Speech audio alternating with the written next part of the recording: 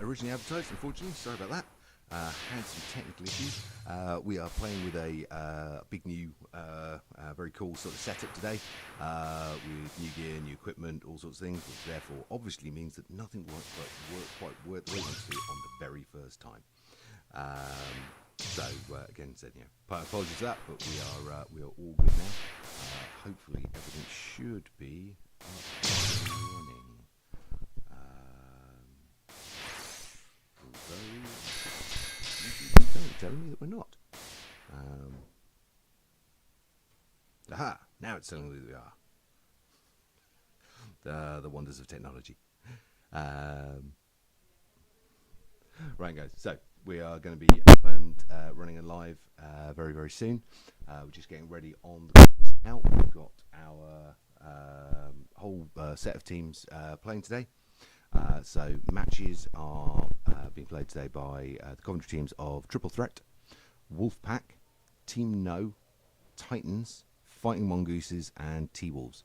Of those, 4 out of those 6 are in the top 8 currently within the UK. Triple Threat and Titans are the only teams that are not top 8, but they're both very strong teams. Been up and coming very well over this season, so we need to see how they play through. The matches today will earn ranking points for the teams, and those ranking points will then go on to help boost those teams in terms of their national positions and overall on the ranking system. For anyone who wants to see where teams are currently on the ranking system, that is on the UK HADO website page, so you can go and have a look at that there. I'll show you where the teams currently are. Next week we have the Spring National League tournament, where the top 8 teams are all going to take part, so that's going to be a fantastic weekend. We've got teams from both Southern Midlands and Northern regions all competing there within that top 8, so it's going to be a real good mix. Number of teams that have never met each other before, so that should be very, very cool in the way that plays through. So make sure you join us then. That's going to be next Sunday for that one. We are getting ready now on court for the teams. I think we're just waiting on the first couple to get themselves up and ready and kitted up. Our opening match should be Triple Threat on red versus Wolfpack on blue. Triple Threat are a relatively new team. They did very well in the last tournament here, which is really good to see. Wolfpack, quite an established team. They had some amazing first matches, took on some of their sort of like long-time, I suppose, nemesis teams, and did really, really well against them. They were against Team No and Fighting Mongooses, both of whom have been significant enemies for them, but competitors for them for quite some time, and they won against those, but then kind of went off the boil going after that. Be interesting to see how they go and what they do this time around. Now we're going to be doing some new things this time around as well, because we've got all this new tech in place that we're starting to play with. So I'm going to bounce you across onto our sort of new screen. At the moment it's on the HADO holding images, but we're going to talk you through what we're going to be able to show you this time. So the main screen here will be the court that you normally see when you're watching matches, with the augmented reality elements in place. However, top left there, we have got a player's eye view. So we're going to be able to this time around show you a player's eye view live as we go, which will let you be able to see the match from that player perspective as well. Hello and welcome to Greece. Haven't just spotted that in the chat. How you doing, guys? So, as I was saying, we're going to have this new way of being able to show the matches on here, which should be very cool. Be able to show it from that player's eye view live, as well as the match, and we'll drop that in and out as we go. We're also going to have a couple of other commentators going to come and join me during the course of this. So we're going to have Ben, who's our regular commentator, and I think Coach Shamai is going to drop in and out as well as we go, to give us a bit of a feel for how things are going and how the match is shifting on. So shifting off that screen, because obviously it's cool to show you how it works, but there's nothing actually on there at the moment. So I'm just waiting on our coaches just to get everything up and ready for us, and we will be good to go from there.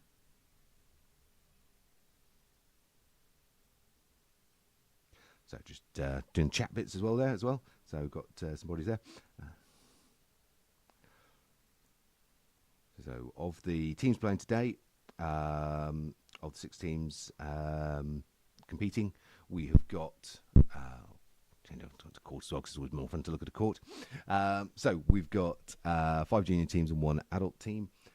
Junior teams range from, I think the youngest player is 9, going up to about 15, 16.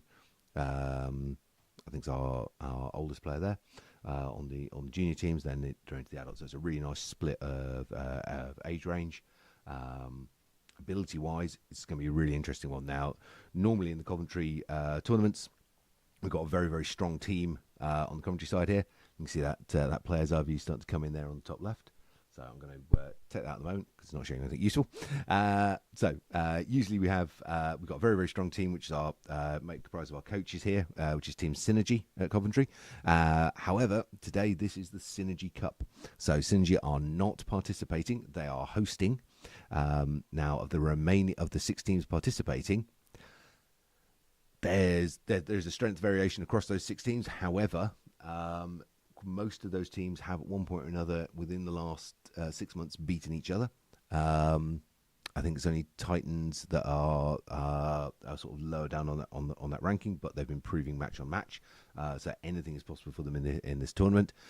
So we've actually got a tournament where for the first time we can't tell you who's going to win. So quite often we have in the tournaments, we have it very, very clear that we've got one team that are going to be stronger. Very much me, so you can look at me while I'm chatting, because obviously I'm much more important than an empty court. So quite often when we've got teams like this where we're competing, and we can see that they've got, we can see that our teams who are in there, you've got a really strong team. If you've got someone like IDK playing, you can pretty much guarantee IDK are going to win. Unless it was the Southern Regionals we had 2 weeks ago, where we had that surprise win by the boss, breaking IDK's winning streak. In Coventry matches, if Synergy are playing, you normally expect Synergy to win. But today's Synergy Cup, so they are hosts, not players, which means this is a true open field tournament. There's other teams competing today. Mongooses, No, Wolfpack, T-Wolves, all 4 of those are absolutely capable of winning this. And we're also, and I said, Titans and Triple Threat have been jumping up in ability, both in training and the tournaments we've seen recently, so they could also give quite a significant run for the money in this. So we've got our actual open field tournament for once.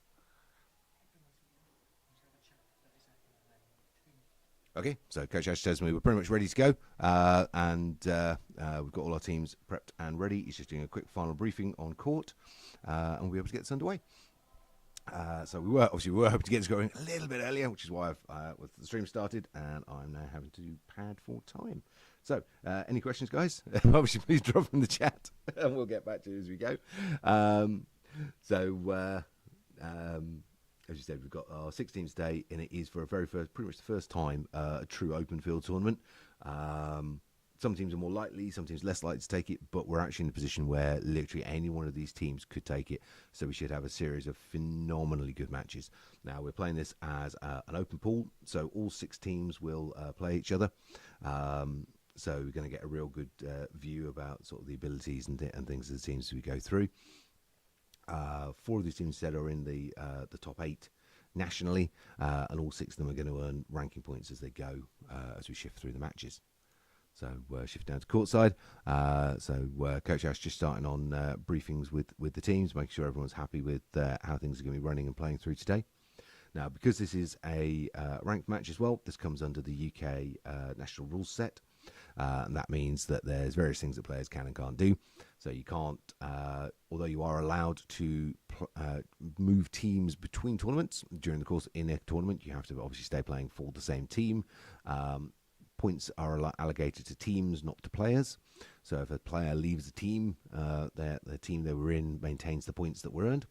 And on top of that, we also have the fact that we have a penalty system. So if players, so if something goes wrong basically on court, something happens that's not meant to happen, the referee, in this case it would be Coach Ash, who's our lead referee, has to adjudicate whether what went wrong was due to the tech or an environmental element that was outside of anyone's control, in which case the game would be replayed. If something went wrong, but it was due to the actions of a person, whether that be a player or a member of the audience, then that is then judged on the basis of was that accidental, in which case if it was accidental, basically as long as the detriment was only to the team that caused the accident, then it just stands and you play on. So did you run into each other? Did you drop a piece of equipment? Did you fail to log in to get into the match properly? Then that's on you. You failed to use your equipment correctly. That's your fault. Or was the action taken by a person malicious in some way? Was it done specifically to try to get advantage or to disadvantage the opposition? In which case that will be a foul. If you commit a foul at that point, your team automatically loses the match on a 3-0 score. And your team, both the player individually and the team earn a penalty point. If a team earns 2 penalty points within the same tournament, they are immediately taken out of the tournament and sanctioned as losses on all of their games. Even if they've played games that they've won, those results change to losses. And if a player earns 2 penalties in the same tournament, or 3 penalties across the course of a season, they're then banned from the next 2 ranked tournaments that they would be eligible to participate in. Because obviously we don't want things like that happening. So the penalties are there to keep things in line. And hopefully, though, we won't see any of that today. The minor tech issue we had, of course, this will be a little bit late on starting everything, were caused by the new streaming tech we're dealing with. Because we've got a whole new production suite set up here at HADO Arena Coventry, and this is our first time playing with the tech, and hopefully it's going to work nicely. It's got a new production centre set up, and that's what we're broadcasting out of today. Afternoon to Silky and Grainside TV there. Thanks for joining us, guys. So, our opening match looks like we are pretty much set to go. So that is on red we have Triple Threat, and on blue we have Wolfpack. So Wolfpack you would normally put as Wolfpack have got a bit more experience than Triple Threat in terms of tournament and things like that. However, I believe last time they met, Triple Threat took the match. All games today are going to be played on a best-of-3 format. So you have to win 2 games in order to take the match. And your ranking points are gained for match wins, not for game wins. So it doesn't matter how many games, whether you play all 3 games or just 2, it's still only the 1 match point for winning. So here we go. First game. Let's get some HADO on rather than me talking about just general stuff.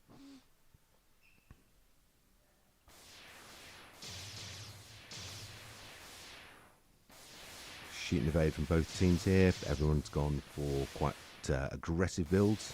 Higher charge rates coming from Wolfpack, slightly faster shot speed from Triple Threat. First point on the board there for Triple Threat. 20 seconds played.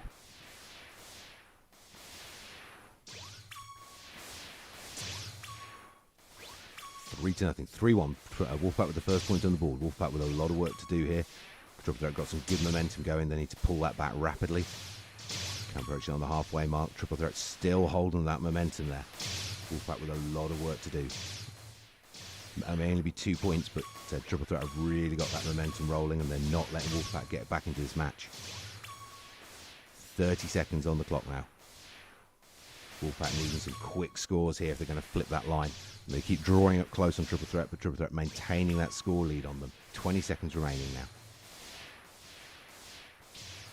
Wolfpack really need to focus this in now if they're going to pull this back, or Triple Threat going to hold for the win. Wolfpack have pulled it even. 10 seconds remaining, then they flip the scoreline by a point. Can Triple Threat push this back? Second point in now for Wolfpack. 3 seconds remaining. And that is first game to Wolfpack. Triple Threat very much control that for the first easily 2/3 of the game, and then that fantastic last 20 seconds there from Wolfpack. Flipping that scoreline and then putting the game out of reach of Triple Threat there. Really nice play from them there. Looked like they were quite on the back foot during the start part of the match. Triple Threat really controlling and dominating.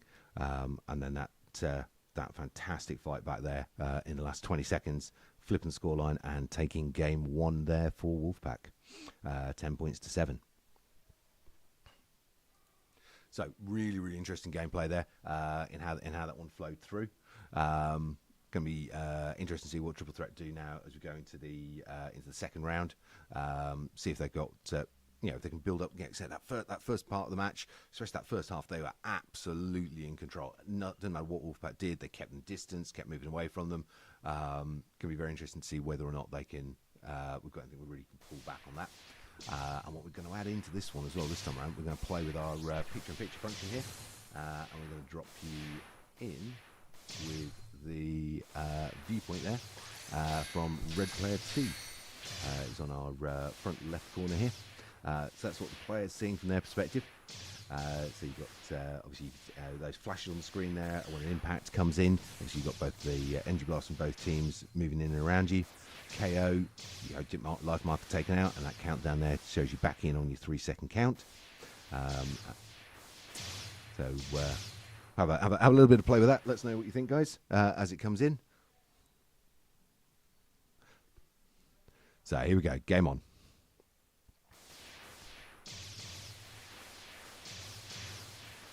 Nice quick open play both sides. First points on the board, both teams. Looks like Wolfpack have gone a lot more aggressive on this initial opening.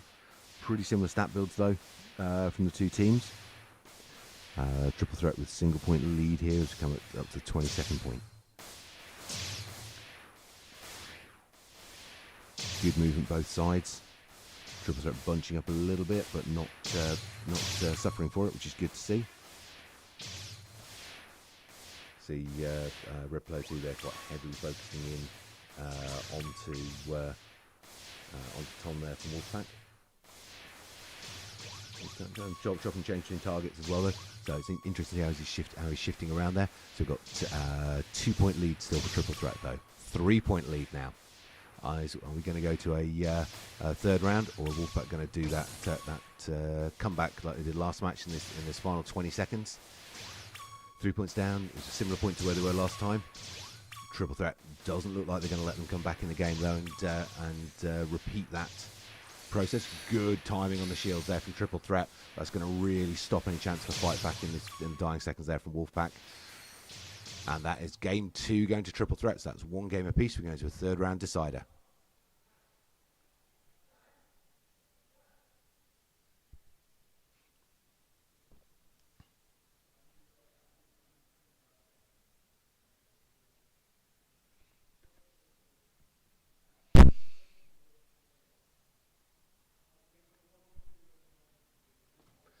Okay then, so really, really good play from both sides there. Obviously slightly similar flow to the initial part of the game, but Wolfpack again trying that big drive in the last 20 seconds. But Triple Threat holding the line there, holding out the points, and then that shield wall in the last sort of like 10 seconds or so, really paying off for them, and preventing Wolfpack from being able to get those points back in again. But good, really, really good play from both sides there.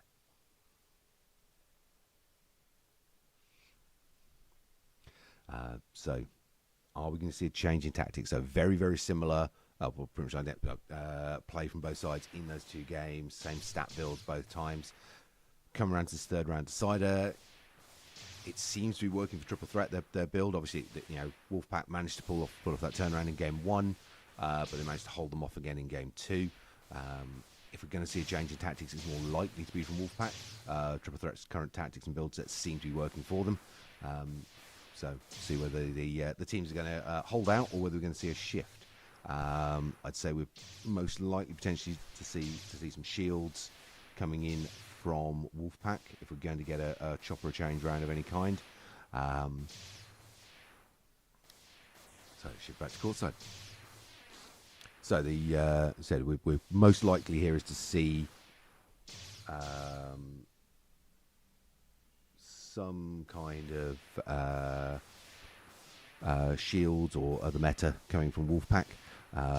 They've seen generally that Triple Threat are going for higher speeds and lower charge rates, and that looks like our Wolfpack player on the far side of the court there. That was a small, slow shot going out from him. That would indicate he's gone for a shield build. So say that was the most likely shift up and change that we're going to see here. Here we go. Game's getting ready to go. Let's drop back. Let's see it. Watch it from Josh's perspective as well. And yep, we've got shields on Wolfpack.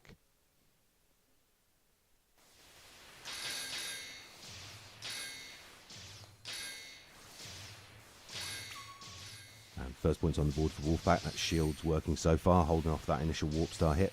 By this point in both previous games, Warp Star had 2 points on the board.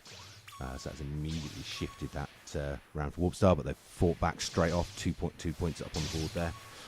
Oh, failed to get the shield up there from Wolfpack. So current 2 point lead in for Warp Star. Wolfpack really need to get some points on the board here. Good score there from Wolfpack. But Warp Star really fighting hard here. Holding on to that lead, moving up to a 3 point lead now at the halfway mark. Wolfpack really with their work cut out from now. They've got 2 more of those shields left. They've got to earn some points off those shielding positions.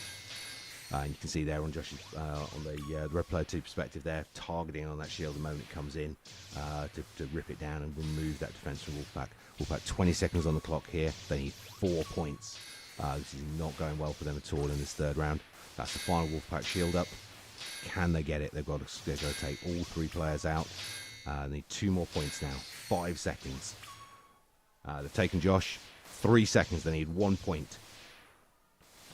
Are going to do it? No. Warp Star are going to hold out, and that Triple Threat are going to hold out, and that is a 7-6. So that is game 2 to Triple Threat.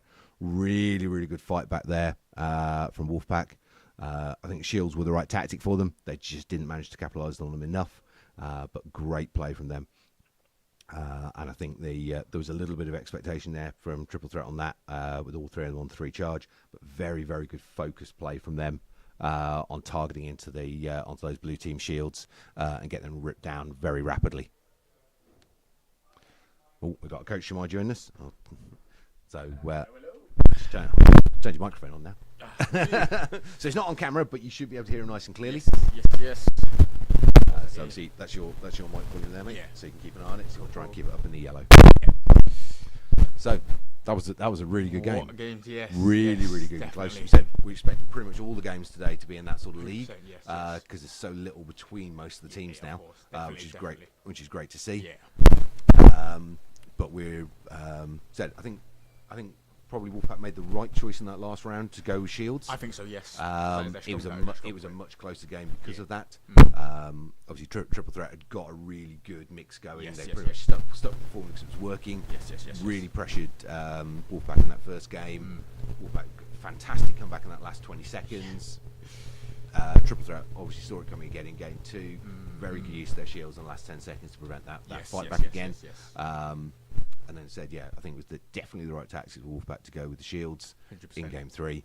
But if you were watching it on the player eye view there from Red 2, that Triple Threat doing exactly what you guys have been training to do, and focus via their shields and just tore through them. And Wolfpack just weren't able to capitalise on the defence from the shields. Exactly. I mean, even Ash was saying as well, maybe the last shield from Wolfpack was probably a little late, because they were 3 points behind, but you did see the comeback did happen by Wolfpack in the end there. So maybe if the shield went up earlier, they could have scored an extra point. Yeah, and it was so close to going to a draw. The Triple Threat player on the front line there, single life marker in play. Wolfpack almost had the amount of firepower around him. I think actually falling backwards is what he did. What saved him. I think if he'd stayed on his feet, if he'd been hit, that fall actually was what dropped his target out of the line of fire and kept him in. So it was great play from Triple Threat. Little bit of luck at just the right moment for them. But who's to say if it had gone to overtime that they wouldn't have taken it anyway. But no, great play from both teams there. I mean, you can tell from the first game that this is going to be a very, very good tournament, very close tournament as well. So it's going to be very exciting. So we have got Team No on red versus Titans on blue for our next one. This should be another good game, another good matchup. Who's your vote for here? I think over the three it might be Team No, but Titans have been training very hard and very, very well as well. So who knows? Let's see. Okay. Well, let's drop both of you in as well. See how we go. So good aggressive play there on the front line from Titans. 1 point apiece straight off the bat. Titans with the single point lead here at 10 seconds. So you can see there, Jude on the front line, he's being aggressive. Yeah, his gameplay over the last sort of like 12 months of training has improved so much. He's gone from that real sort of drop back on the back wall to real aggressive front line play. And really putting Team No on their back foot here. Oh, 6-2. Wow. 6-2. I mean, Team No performed phenomenally a couple of weeks ago in the Southern Regional, taking the game off Rock Hoppers, staying within a few points of the boss who actually won the overall regional and beat IDK. So for Titans to be here with a 4-point lead at halfway against them, that's phenomenal for Titans. Wow. Okay, a little bit I mean, no starting with a fight back now, pulling it back to single point. Can Titans hold on to this? 30 seconds remaining. So I think for now, Team No will probably have to come forward a little bit, try and be more aggressive to get those points. Oh no, they've got the equaliser there. Yeah, they've got an equaliser. Oh, they've flipped it. They're a point ahead. Jude needs to pull back off that front line now. Yes, he does. That aggressive play at the start was working really well, but they're starting to focus fire on him now. You can see that they're Red 2's headset there, up on the top left, really tracking in now, targeting to that back line. Yes. It's going to be a win for It is going to be Team No. That was a fantastic opening there from Titans, though. Really, really dominating that first half of the match. Second half, great fight back from them. Yes. See, blue player 5, somewhat letting the side down there. Titans may have had to bring in a last-minute sub. And showing again why this sport does not have age categories 100%. there. Being bigger, stronger, and older does not actually help. A 0-4 ratio. Possibly not the. Exactly. Yes. You could say that with Titans' team, would they have taken that game? Possibly. So potentially. Yeah. I mean, that was a fantastic outcome for them. Really, really good play. That opening sort of aggressive work on the front line from Jude. Yes. Really pushing the Team No back. Yeah, it'd be interesting to see what they do on this second round. I think there was an awful lot more pressure than Team No were expecting to come under from Titans. Yes. Obviously, Team No have been fairly strong since they started, so they've been in quite a dominant position. Titans were one of our weaker teams about a year ago, but as they've come through on the coaching training program, we've seen them to actually jump up in ability match on match. And they're starting to become a force to be probably reckoned with now. It's exactly where we want them to be.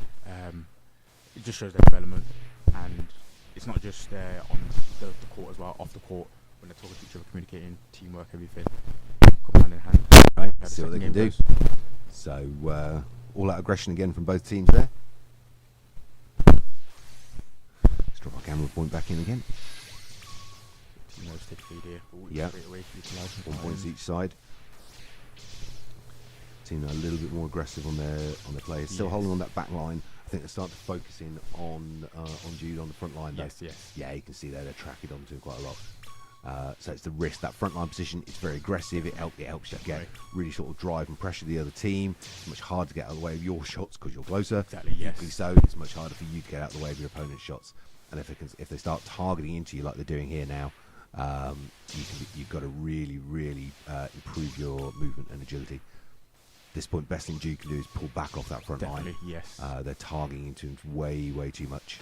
He needs to move back, reassess the situation, and go forward again. But he's still on the front. That was a great knee slide there.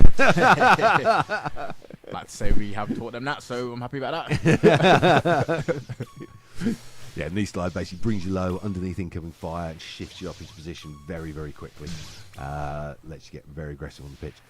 I mean, Titans are not doing bad here, but I think No are going to definitely controlling. I think that real focused fire onto Jude on the front line is what's taken it here, and they've just not Jude's not been able to counter against that. But I mean, really, really good play from both sides there. Very, very nicely done from Team No. Obviously, they came under an awful lot more pressure than they expected during that first game. They responded well. They shifted up their targeting in game 2 there. focused on trying to stop Jude on the front line because he was just way too much of a threat. Yes, definitely. And pushing him back to sort of have a great deal of control in that second game. I mean, what I showed you is that Team No are one of our top teams. They're definitely one of our stronger teams. Yes. They're absolutely in the running to win today. Yes. So they could very well be today's winner. And certainly they went down to London, played in Southern Regions a couple of weeks ago. They did really well down there. Rockhoppers, who last year were one of the top teams in the country, including one of their players going out to play in the World Cup, and they managed to take a game off of them, which, given the difference in experience and training, to be able to take a game off and take in a third round side was really good. Definitely. And they played very well against the Boss, and the Boss were on fire in that tournament. Obviously, they beat IDK during it, but some of the scorelines they were racking against the other teams were brutal. And No held them to within a couple of points. So that was fantastic to see for the end of the performance. So No, very strong team. And although Titans obviously didn't win this time round, they seriously made it work for those. Yes. And I think they surprised them very considerably in that first game. 100%. And you could say that Team No would be one of the more challenging games for Titans today. So it will only get better for them today. Definitely, Team No are definitely one of the strongest teams out in here. Although that being said, I think the court's been taken by what are potentially the other two main contenders. So Fighting Mongooses on the red and T-Wolves on blue. So Fighting Mongooses, they're very proud of pointing out to everyone, are the longest standing competitive team in the UK. They played their first matches in June of 2019, I think it was. So they've been competing for a long time. They've got a lot of match experience. Very good players. T-Wolves, though, are our longest standing junior team, the very first group that entered our academy system. Yes. And they themselves are putting in huge amounts of training at the moment. I kind of feel they're here more often than most of the staff are. Yeah, they actually are. Which, it's good for them, bad for us, but let's not talk about it right now. No, they're really closing the gap. The work and training they're doing is amazing. So I think this should be a very good matchup. As I said, Mongoose is a lot of experience. They've been out and represented us out in the Baltics. Oh yes, as well. They went out to Baltic Comic Con to do demonstration matches and things out there on behalf of UK HADO. Alex, who's in the middle there, was one of the UK team as well for the World Cup last year. So here we go. So we've got shields from Mongooses, straight aggression from T-Wolves.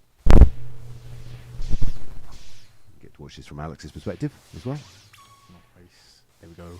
In the First points on the board for T-Wolves. 10 seconds in. So they're keeping Dan down. Who's doing shield? They're keeping Dan down very well. Yep. Trying to focus and stop those shields coming through. So they need to get the shield down. Like Alex come up on that front line. This is where you see still. Yep. Fantastic takedown on that shield there. Really ripping the shield down, not letting it stay up in place. Alex cycling back in onto there. So he needs to watch he's trying to cross shot through the shield, which is absolutely the right thing to do. Yes. But not managed to get any points in. And mid-court collision there from all three Mongoose players.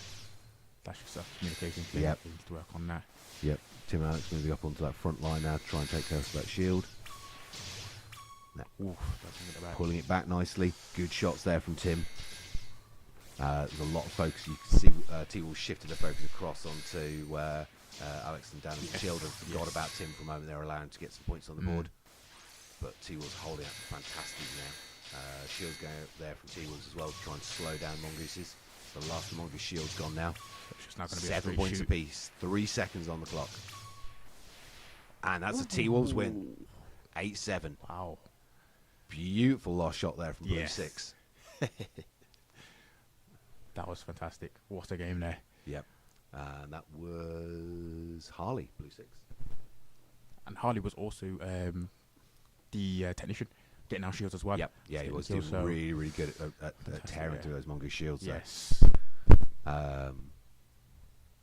Yeah, I think Harley was last season's year's rising star. Yes, he was. MVP amongst the upcoming junior players. Absolutely fully deserved as well. Yeah, no, really good match there. Mm. So, what do you think Mongoose's replies to that's going to be? From my experience, them playing against my they are super competitive, but they said they've got a lot of experience, and 100%. strategy, and tactic, So and they will everything have else. So, yes, they will have different ways to combat a team like T-Wolves. They might go shields again. It kind of worked. It's just that the shields did go down really quickly because we have shields. Historically, when you see both Mongoose's and the sister team USA play, they have a tendency to use shields. Mm-hmm. While the shields are up, they tend to score very little. Yeah. And once they run out of shields, they start scoring points. Exactly. Yeah. So in the main, they generally perform better when they're not using the shields. Exactly. Yes. That's the thing. Yeah, and I don't know specifically why that's the case, but it definitely seems to be the case that. And I think it's more that they tend to rely slightly too much on the shields and they stay static. Yeah. So when the shields go down, they tend to get hit. Yeah. And the opposition tend to focus on obviously evasion and targeting the shields, so they don't really tend to rack up the points while the shields are up. Yeah, that's true. That is true. So, wait, what have they gone for? Or had they gone shields again? All right, here we go. Yep. Similar stat shift on again. Back onto Alex's view as well. Let's see where he's going. So, I believe it is him doing the shields this time. Yep. Yes. Yeah, change around the shield. So Dan is very accurate on his sniping. Looks like they're going for Tim and Alex as a shield and assassin combo.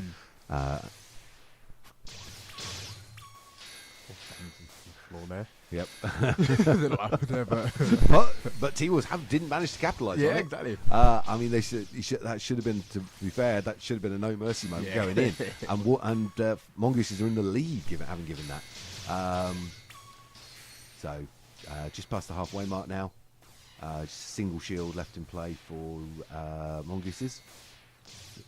And they're only with a single point lead here, so those shields need to go down. Yeah, I mean, it's given that they've torn their way through 4 rank 5 shields already, and there's only a single point advantage to Mongoose. Great cross shot from Dan there. So now it's going to be a straight shoot now. Yeah, T-Wolves have got the capacity to do this. Yeah. 6 points apiece coming in on 10 seconds. There's Massim on the front row trying to get that point. Yeah, playing really well. Nice head flicks out of the way of the shots there from Massim there. Can he get a shield up? Yes, he can. Oh, wow. That's it. They take it 8-7. What a game. What a game. Really good play. I mean, I can't fault the shielding stuff that Mongoose was doing there. It was good. T-Wolves really focusing on tearing their shields down. Yeah. And great mobility from those players, both in terms of the slides, the shifts around the pitch, and nice head flicks to dodge the incoming shots. You can see that all the training they've been doing really starting to pay off for them. Yes, definitely. So we would say for today, Mongooses were the rivals for T-Wolves, as in who's going to take the competition. But obviously, Team No are also very strong. There, yes. So if T-Wolves winning that match, then that's the first barrier. Next barrier would be Team No. If they can win that, then it would be their tournament. But we will see. Potentially, but we also know that Wolfpack have always been that sort of like bane in their side. Yeah, that's true. So you never know. There's always that team that for whatever reason they just got the right mix, the right problems for you. So be interesting how they do. But again, still triple threat performing fantastically against Wolfpack. Yes. I think they could very well be a significant upset. As we go through the tournament, they've clearly got the capacity to rock the boat on the current team positionings. So I'm going to be very intrigued to see what they can do on this one. Yes, definitely. Nothing else to say about that game. It was great to watch. Great to watch today. Yes, T-Wolves, you did win. There we go. So next training session, they're not doing fitness as a forfeit. Because they won, it's fine. But well done to the lads. So we've got our next round teams taking the court here. So we have Wolfpack on red and Titans on blue. So a lot of similarity in play style between these two teams, especially Tom and Josh, Tom and Jude there, on the front line. Both tend to play very aggressively along that front line. Yes. So it'd be interesting to see whether we end up with sort of like two mirrored frontline players here, or whether one of the teams is going to shift their tactics around slightly. So, what do you reckon? Where's your money going? In terms of tactics. To the tactics. Yeah, I think Jude's definitely going to stay for Titans on that front line. He will. Are Wolfpack going to mirror, or are we going to see a tactic shift, knowing how Jude's going to play? I think tactically, my money would go to Wolfpack, simply because Jude will stay on the front line. But I think again, I don't think Tom will mirror as much as we think he will. I think he will move backwards while Jude is still on the front line, and he can take advantage of Jude staying on that front line as far forward as he possibly can. But then Wolfpack has gone shields. If they can work the shields very well, then the game will be theirs. I think that's what I would say. Yeah. But 1-1. Okay, nice sort of angled shielding position there. Spamming the shields up very, very quickly on Wolfpack there. They need to space out a little bit better. They do. I mean, ideally, your first shield would only just be going up now. Yeah. But Wolfpack with the lead here, 4-3. Can they hold on? Tom moving up onto that front line, and he's mirroring Jude to an extent. Pulling back behind the shields, though, which is good to see. Yeah. That's a good tactical move. They've got to try and earn some points off those shields, though. Then for half the game now, it's going to be a straight shoot up. But then Josh was a shielder, so he's got very slow. He's got to really focus. Yeah, he's got to really focus on evasion and not sacrificing points in any way. So like 2 point lead at the moment for Wolfpack. Almost like a 1v1 battle between Jude and Tom there. Yeah, yeah, really nice work up. I mean, they got Tom in the end, but down his knees, they're shifting left and right really well, and effectively on that front line.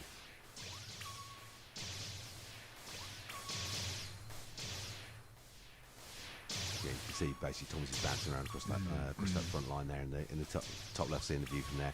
Definitely targeting into Jude. Making the most of that position. Jude focusing too far down pitch, not watching Tom on his flank, and Tom landing those hits while Jude's attention's elsewhere. That was a very good game. Yeah, very good game. Even Josh there, getting 0-1. So for half of that game. Yeah, which is what you want basically. Exactly. You can't afford for your shielder to be sacrificing and giving away points. But good play both sides. I mean, Jude again on that front line, performing really, really well. Very, very effective play there. I think they went for the shield tactic, but it didn't actually earn them that much. Yeah, I mean, true. and again, the acceleration, the points going on the board all happened after the shields were gone.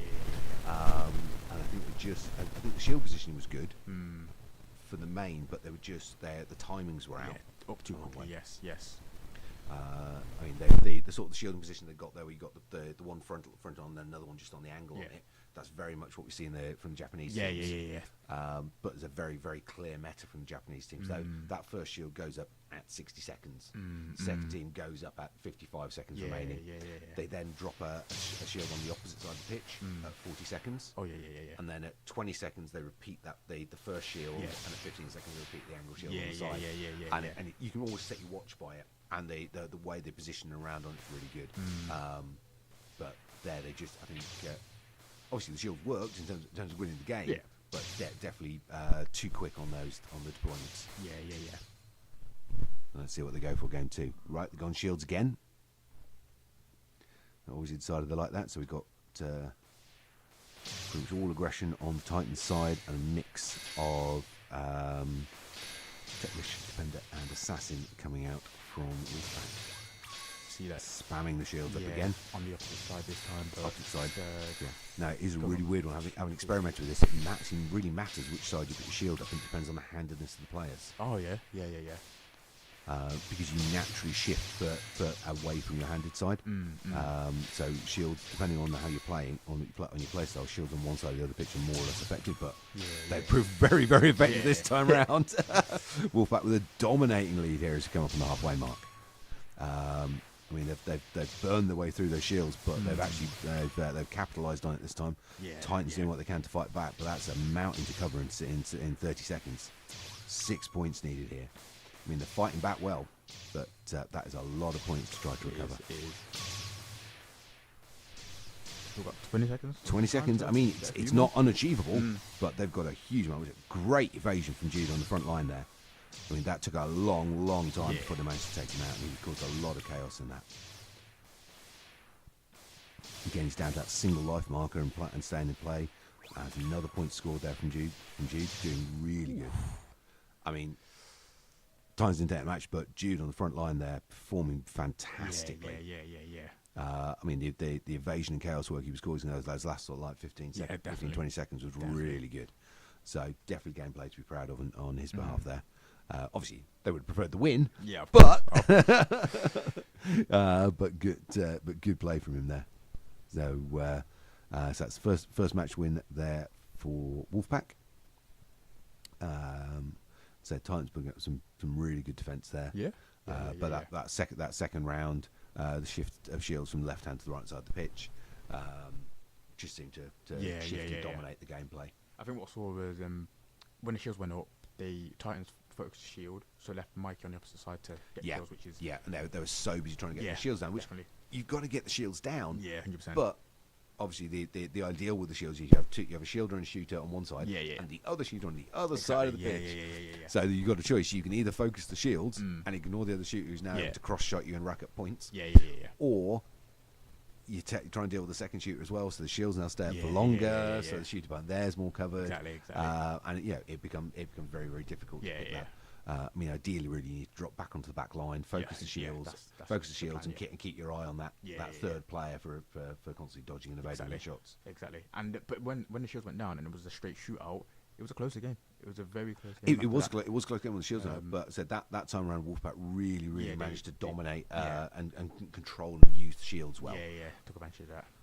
So I mean, by the time the shields were gone, there was a very, very good scoreline. I mean, the fight back from Titans was great, but there was just too big a gap there. Right, so gearing up for the next one. So we have T-Wolves on red, triple threat on blue. So as we saw in the first game, triple threat putting a very good performance against Wolfpack. They did. They put a fantastic performance in against Wolfpack, and we know Wolfpack are a very strong team. So I think triple threat very, very much a risk factor here for T-Wolves. Yes, definitely. Don't believe they regularly train against each other either. No. So there's a lot of unknowns between the two. Very interesting to see. Yep. There we go. So 2-point shield from T-Wolves is unusual.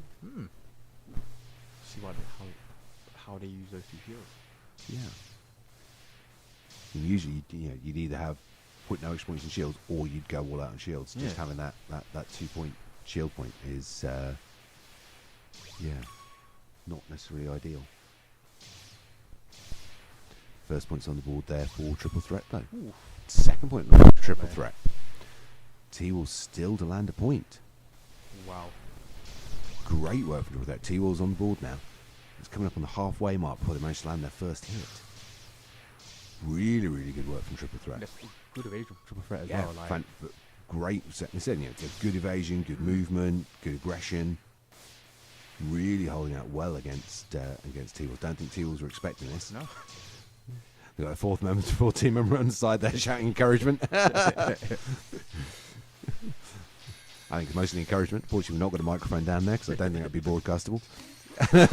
1 point lead now for T-Wolves. Triple threat pulling it back straight away. Double hit there going in from T-Wolves. 10 seconds left on the clock. Is that going to be enough? Triple threat answering back. Single point in it now. Shield was a good timing on that shield there from T-Wolves. Yes. Close game. Really, really close game there. And it was a much closer game than I was expecting that to be. Yes, I mean, no disrespect to triple threat at all, but I was not expecting them to drive T-Wolves like that. So definitely, I think triple threat absolutely the team to watch in this tournament. They've got the potential for upsets left, right, and centre. So there was the player 4 there getting killed 4 times, 11 meters. So maybe that's something they need to talk to their teammate about.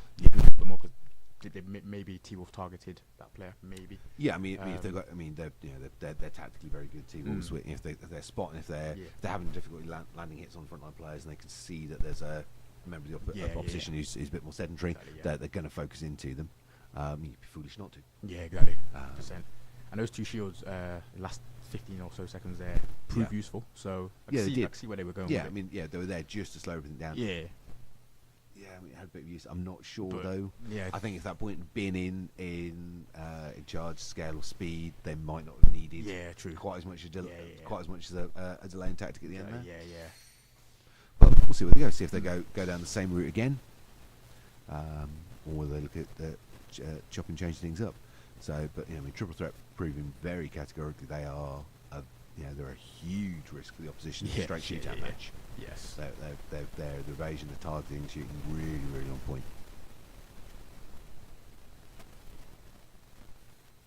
So we've got last bits of advice going in from coaches on both sides. Here we go. Okay, so no shields either side. Quite a lot. Shootout. Yeah, quite a lot of charge coming from T-Wolves. Although we've got the interesting one of a single charge of a player going for single point charge. So player 3, they're going on a 5-3-1 build. 5-3-1 means you are all about getting those basically sort of like one-shot takedowns. You have very, very precise hits. I believe it's Harley that's gone with that. So it's 2-point lead currently for T-Wolves.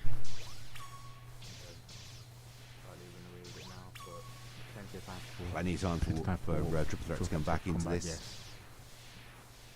So we've seen this shootout being what triple threat are definitely good at. Yeah. T-Wolves though really, really pushing this in. So they've got two players here piling in shots to make it difficult for triple threat to stay in position and get their aim in. And then the third player with those very precise one-shot takedowns with that 5-3-1 build. Dropping that shield on the front line just to soak up some shots. Really good play. Very, very controlling play here from T-Wolves. Yeah. Great teamwork. I mean, triple threat are putting up a fantastic fight, but I think they managed to get.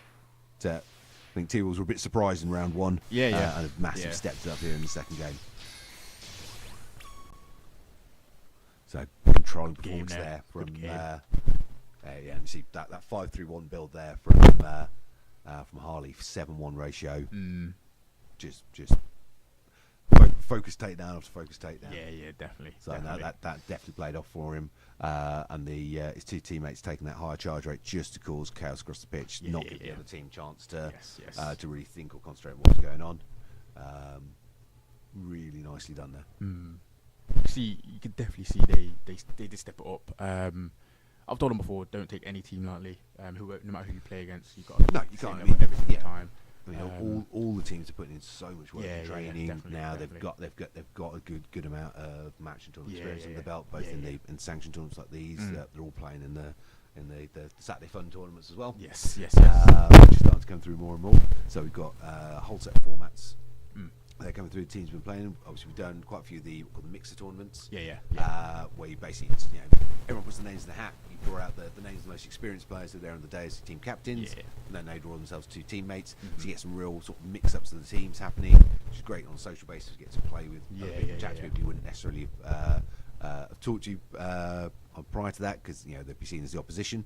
But also getting to try different tactics and things, because if you try something crazy for the day and it doesn't work, well, so what? It was only for the day. Exactly. And if you win, great. But again, it was only for the day. So we've got that format coming through. We've got Generations, which are our first tournament's coming up in a few weeks' time with the Generations format, where to play as Generations team, you need to have more than one generation on the pitch. Because HADO is a sport that doesn't have age categories, so what we're looking for is basically family teams to be competing on just for fun basis. Come down and give it a try. If you're interested in that, drop us a message. UK HADO on email, website, socials, and let us know you want to come and be part of that. We've then got the Masters tournaments that are going to be starting up. Masters, for anyone who doesn't know, is for ages 35 and up. So we're going to be having people like me Yes. on the court. Who's gonna take part in that? So we've got an awful lot of parents that whose children have got involved in the sport recently themselves want to start playing, but don't necessarily want to go up against the kids, especially when you see quite how good the kids are. I fully understand that. Yes.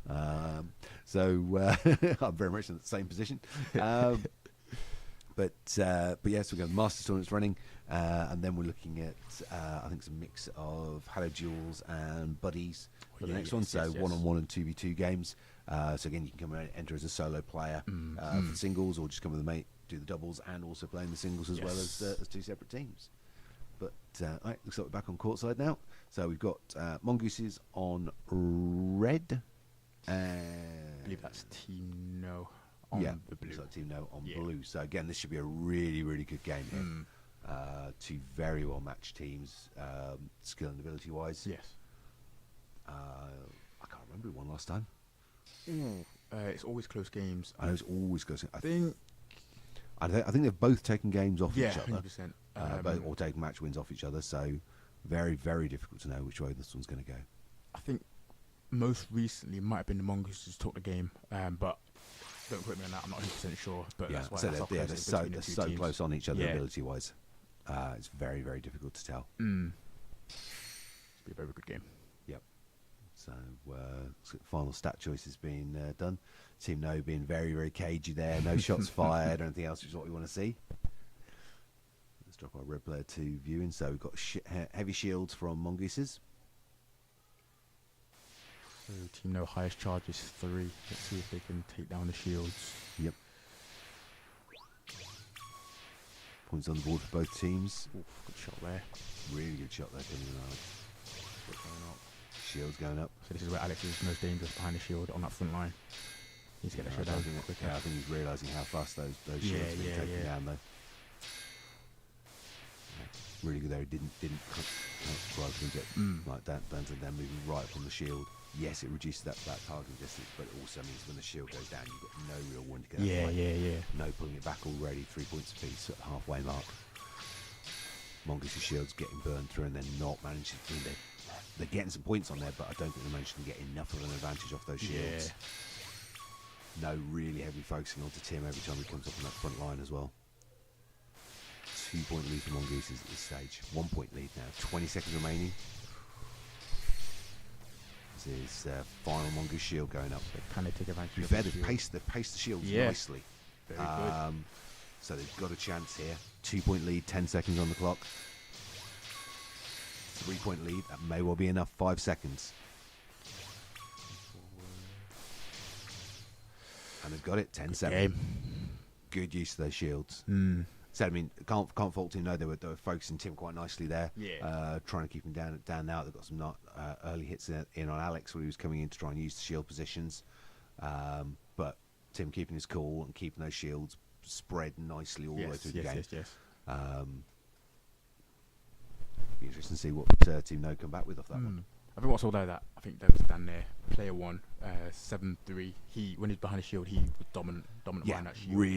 Really good on his accuracy on his play through there. So I think obviously Team No didn't have the charge, but we've been coaching to just disengage on the back wall, shoot the shield first, and then the player after. So it'll be interesting to see are they going to assume Mongoose is going to go shields again and up their charge. Mongoose, you can see real heavy discussion going from Mongoose there. This is a proper game of bluff now. Do you repeat that shield tactic because it worked, knowing that therefore there's a high chance the opposition now going to have shifted up the charge rates? Or do you look to go to fight to speed and scale builds because because now you're going to have the lower shot speed from the other side. Exactly. In fact, actually, the right answer here for Team No is to go shields. Because if you've gone firepower, then you've dropped your charge rate, so the shields now for No would work. And if Mongoose has gone shields, then No would be able to counter shield and lock their firing positions out. Yes. So actually, tactically, the right choice here, the only real choice here, tactically, is for No is to go shields. That is true. That's what they're going for. Let's go out to courtside. See where they've gone. Gone for a shield breaker. Yep. Okay, see if they can get those shields now. So Mongoose is stuck with their previous tactic because it worked. Yeah. Great play there from Alex, shifting side to side. Dan and Tim with that shield and assassin combo again working nicely. Just 2-1 now. So again, Mongoose's early part didn't earn that many points. It started racking up later on, but no, doing really well here. Those shields still just standing for a little bit too long. It's third shield gone in from Mongoose's now. So, but no with the lead at the halfway mark by a point. that shield needs to go down. Shield Much quicker than that. Yep. Eventually, they got it, but much quicker. But no, still holding on to that lead position. Again, I think we've got maybe one shield left for Mongoose's now. Yeah, final Mongoose shield. And they took him out, came in. Nice shooting there. Dan trying to buy a bit of time. I think he should be focused on shooting, not shields. 100%, And they've got him as he came to try to come up for that shield. 10 seconds left, 4 points. This is definitely a win for Team No. So we're going to go to a third round decider. 2. I mean, great fight back there. From Mongoose's. But just no way to recover off that. Great takedowns on timing wise on Tim and Dan when they try and get their shield. Dan just getting too focused on the shielding. Should have gone for the shots. Yeah. I mean, he was trying to obviously create a clear point for Tim to come up to put the heavy duty shield in. Of course, yeah.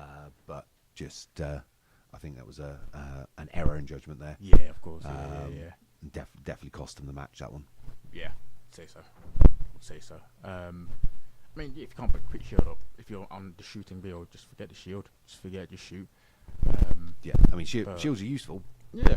But shields don't earn points. Exactly. And if you're down, if you're up on points, then in those last 10 seconds, slam the shields up, stop the opposition from being able to come back at you. Exactly. 100%. Yeah. But when you're down on points, don't focus on trying to get the shield up. It's not. Every second that you're trying to get that shield up, and you could have been earning a point. Exactly. And especially with someone like Dan, because he's so accurate on his shots. For Dan to lose whatever it was, about 3-4 seconds. Trying to get that shield position up and actually getting hit instead, rather than putting the shot for himself. Yeah. Because I'd say overall, with his respawn time, that probably cost Mongoose is about 7, maybe even 8 seconds. So 10% of the game. So definitely not the right choice there from Dan. Now here's the big one: do they go shields again? I think they will. You think they're going to stay with it? Yeah, I think they will stick. If it's a straight shootout, it's definitely 50-50. Whereas I think maybe using shields, maybe Mongoose will think Team No will go less charge now. Yeah. So let's see. Oh no, they've shifted deceived me. Wow.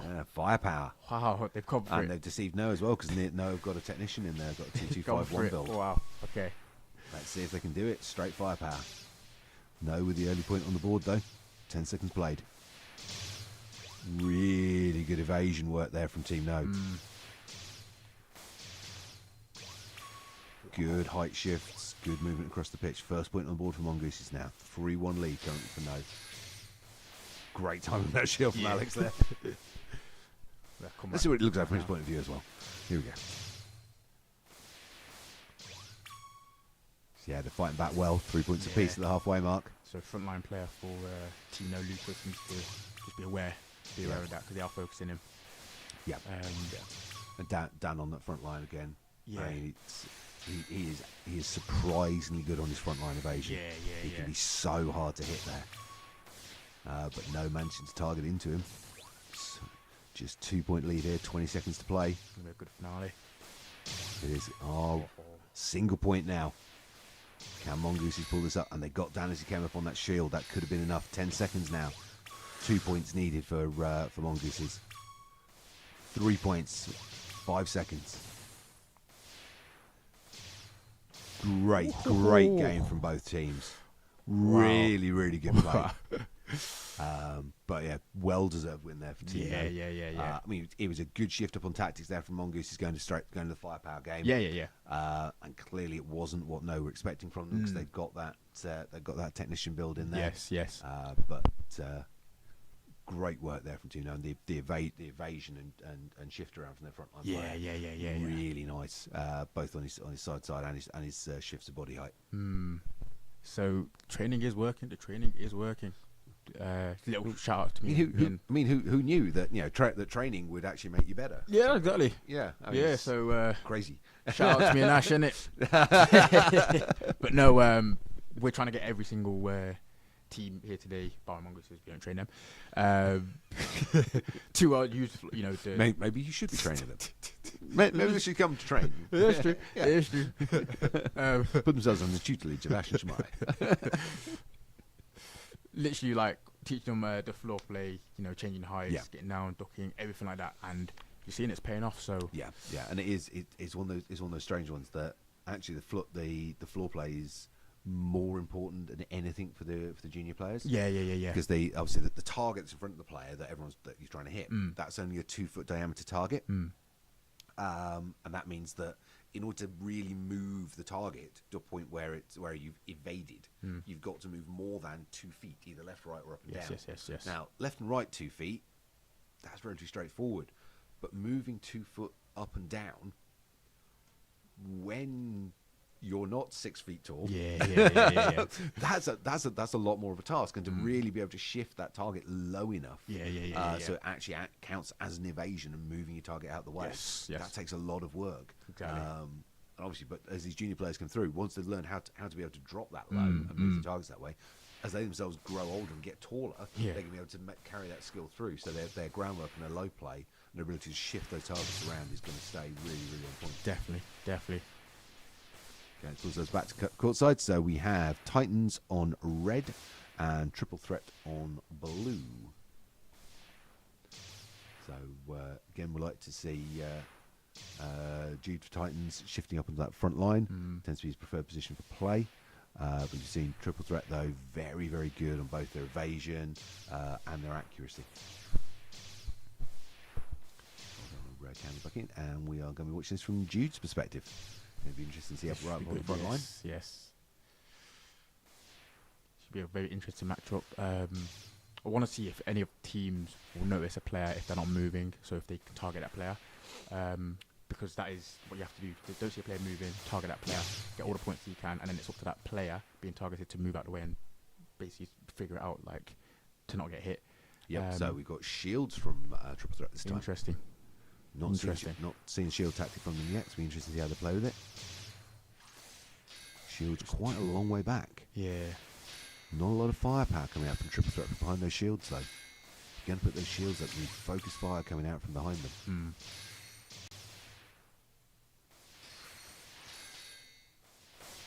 Got 3 shields down already. The thing is, though, is that and they've not managed to earn anything out of them. This could be a big tactical error on behalf of Triple Threat. The thing that I might say Triple Threat is that Titans aren't focused on the shield. Yeah, that's correct. They're not focusing the shields properly.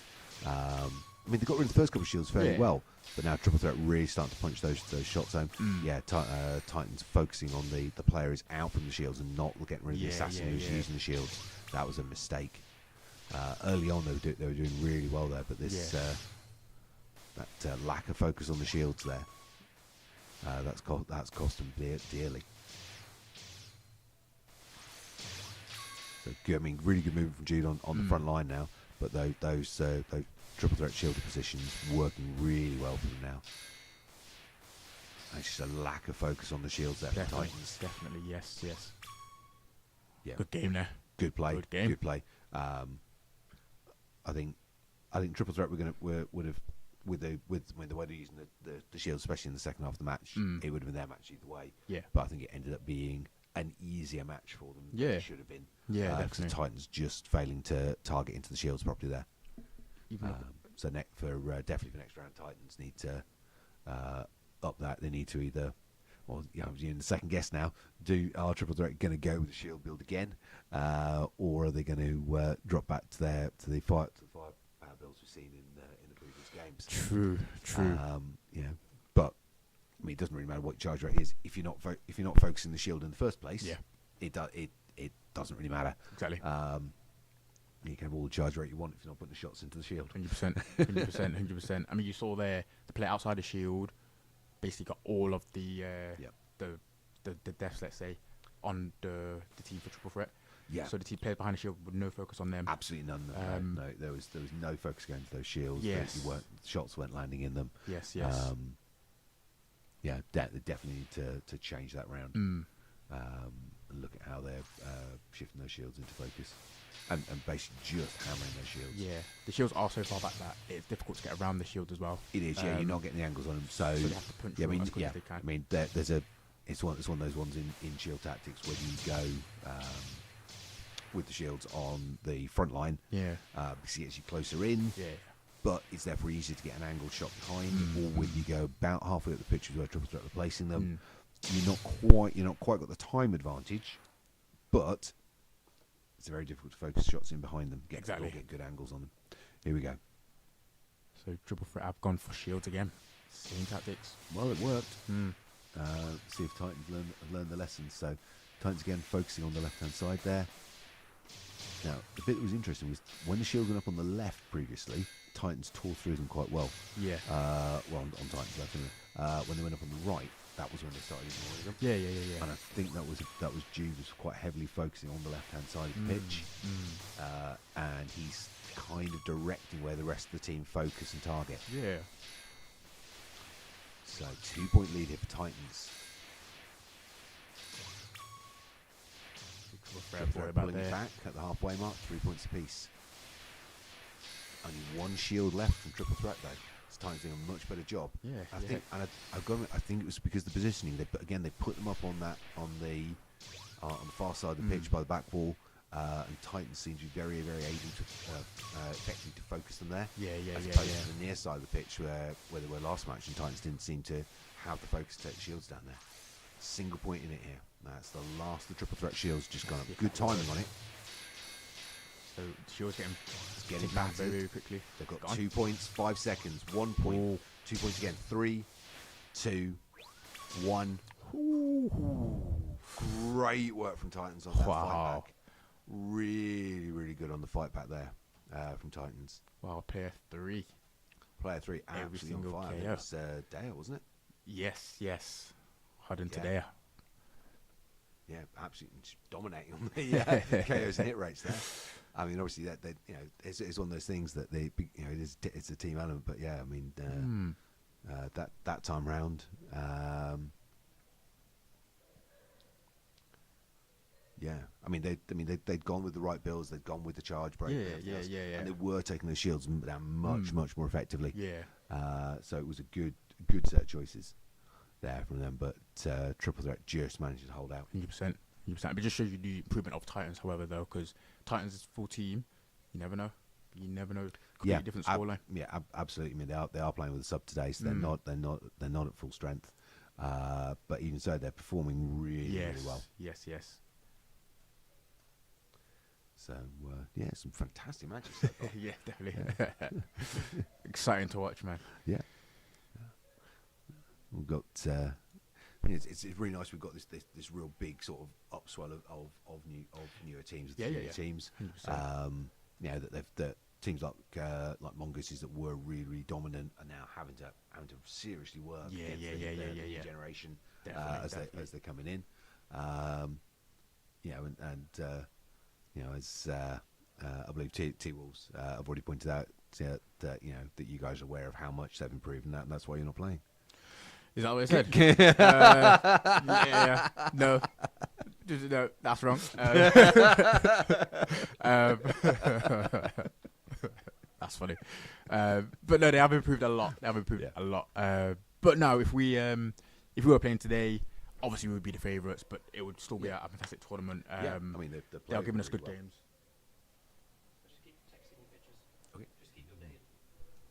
Right, just going down. Apparently, I'm being texted pictures of the scoreline that I've not been paying any attention to. We've been keeping going pretty well.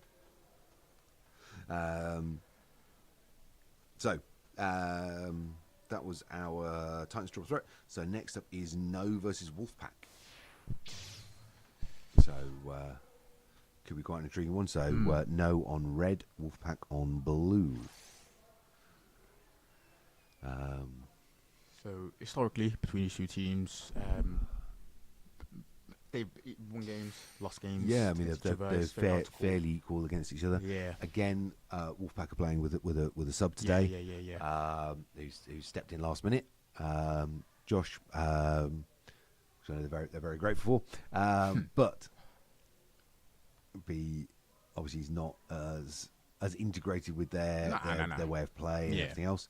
So it'd be interesting to see how that works through. 100%. So 100%. I'd say whenever you've got a sub player working with a team, it's always going to give the opposition a little bit of an edge because they're never going to be as well integrated with the team tactics and play. Exactly. So, despite the fact that I thoroughly support Wolfpack for obvious reasons, I think that No may have the edge on them in this one, but be interesting to see how they go. Yeah. Now, I know last time they met, it was actually this combination. It's the same sub playing with Wolfpack, and Wolfpack won. Yes. Because No have a tendency to target the Wolfpack frontline player, which they were aware of, and he shifted role and went shields, and completely confused the gameplay for No when he did that. So let's see if he. Well, we've got a shield player, and it is blue player 4. Don't know, it's the sub, Josh. Yes. Yep. So he's providing good cover points there. We've got sniping coming out from both the regular Wolfpack players, Tom and Mikey. First points on the board for both teams, though. It's the Wolfpack team shields getting torn through there. Great work from No in hammering those shields. Yeah. Single point lead for Wolfpack here. Coming up on the halfway mark, and I think that maybe they are. Wolfpack are out of shields. No more shields. Single point lead, but evens now at the halfway mark. No shields remaining. So big advantage for No here, because obviously Wolfpack have got a player who's defense build and doesn't have firepower. So you have to focus on the evasion part. You've got to really focus on evasion and give covering work.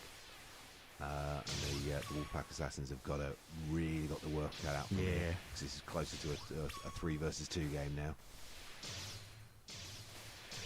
3-point lead, 4-point lead for Team No.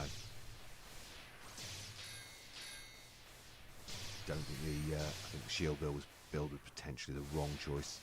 I understand why they went with it, but No have clearly got that focus fire for taking those shields down. Yeah. So 10-6, good game from both teams. Said fully understand why Wolfpack went with that shield tactic. 100%. Because it was what got them through the last time they faced off against Team No. But No, we're expecting it, if anything. Yeah. Because it did work so effectively against them last time, and really, really good focus fire from No in getting rid of those shields. So, I mean, they had the 225 build there and the 324 build. A lot of charge. Yeah, they got a huge amount of charge rate. They predicted the shields. Yeah. And I think if anything, the Wolfpack want to go probably just straight firepower. Yeah. I think that is the best option for them for the next game. Just straight shootout, take the risk essentially. Yep. If you can't put enough to go front, back, just dominate your opponent in a straight shootout. Definitely go for it. Don't go for shields. But it was more that the shield tactics worked very well for them previously. Yeah. But as we saw there, the shield tactic had clearly been predicted by No. Yeah. They'd up the charge rates accordingly. Focus fired the shields down really, really well. Yeah. And after that, obviously the Wolfpack shielder was just not able to really contribute. No. But he was unfortunately still viable as a target. Yeah, exactly. So, which is always the problem. I mean, if the Wolfpack do go shields again, maybe the shielder has to space out the shields a little bit better. Maybe not putting them all up in the first 40 seconds or so. Yeah, but again, I mean that the shielding role it's the single most technically difficult and tactical role on the team. And we're starting to get more shield play used in the UK tournaments, but I still don't think we've got a standout shield user. Well, hopefully you're looking at him, Jim. In the future. Here we go.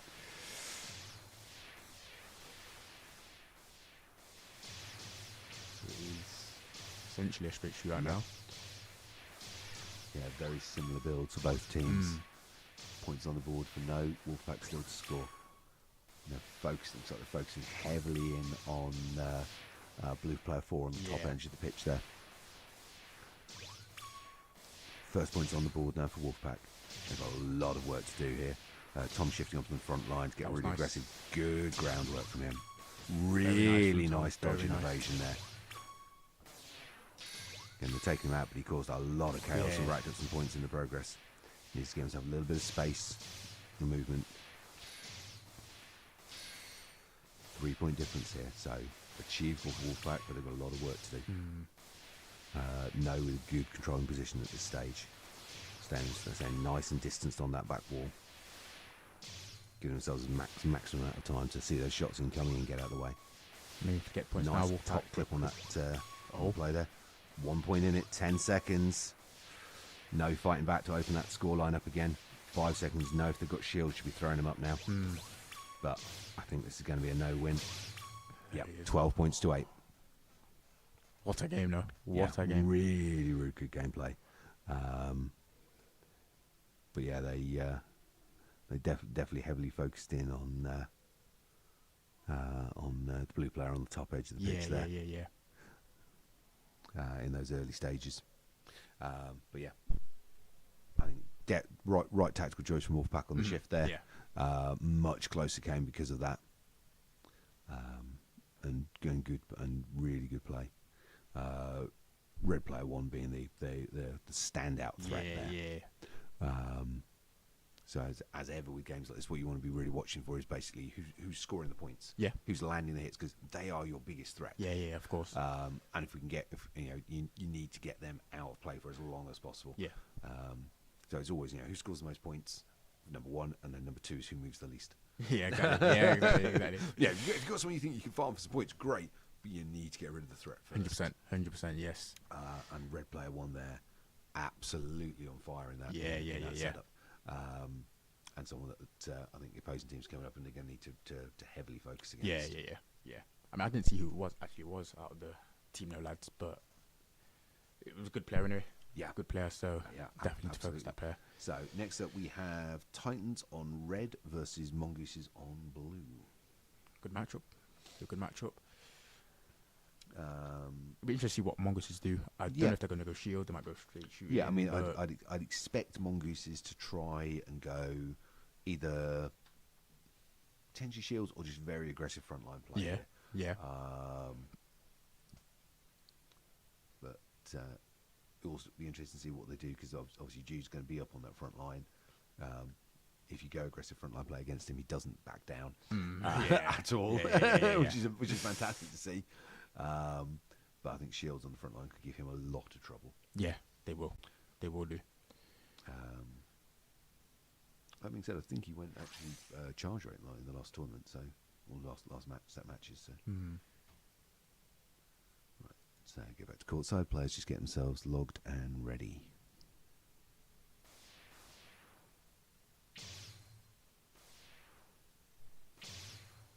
So I think we know that no shield play from Titans. Just a straight shoot for them. That's what they're good at. What they're good at. Stick to what you know. Yeah, definitely. I don't think we're going to see a shield play from Titans here.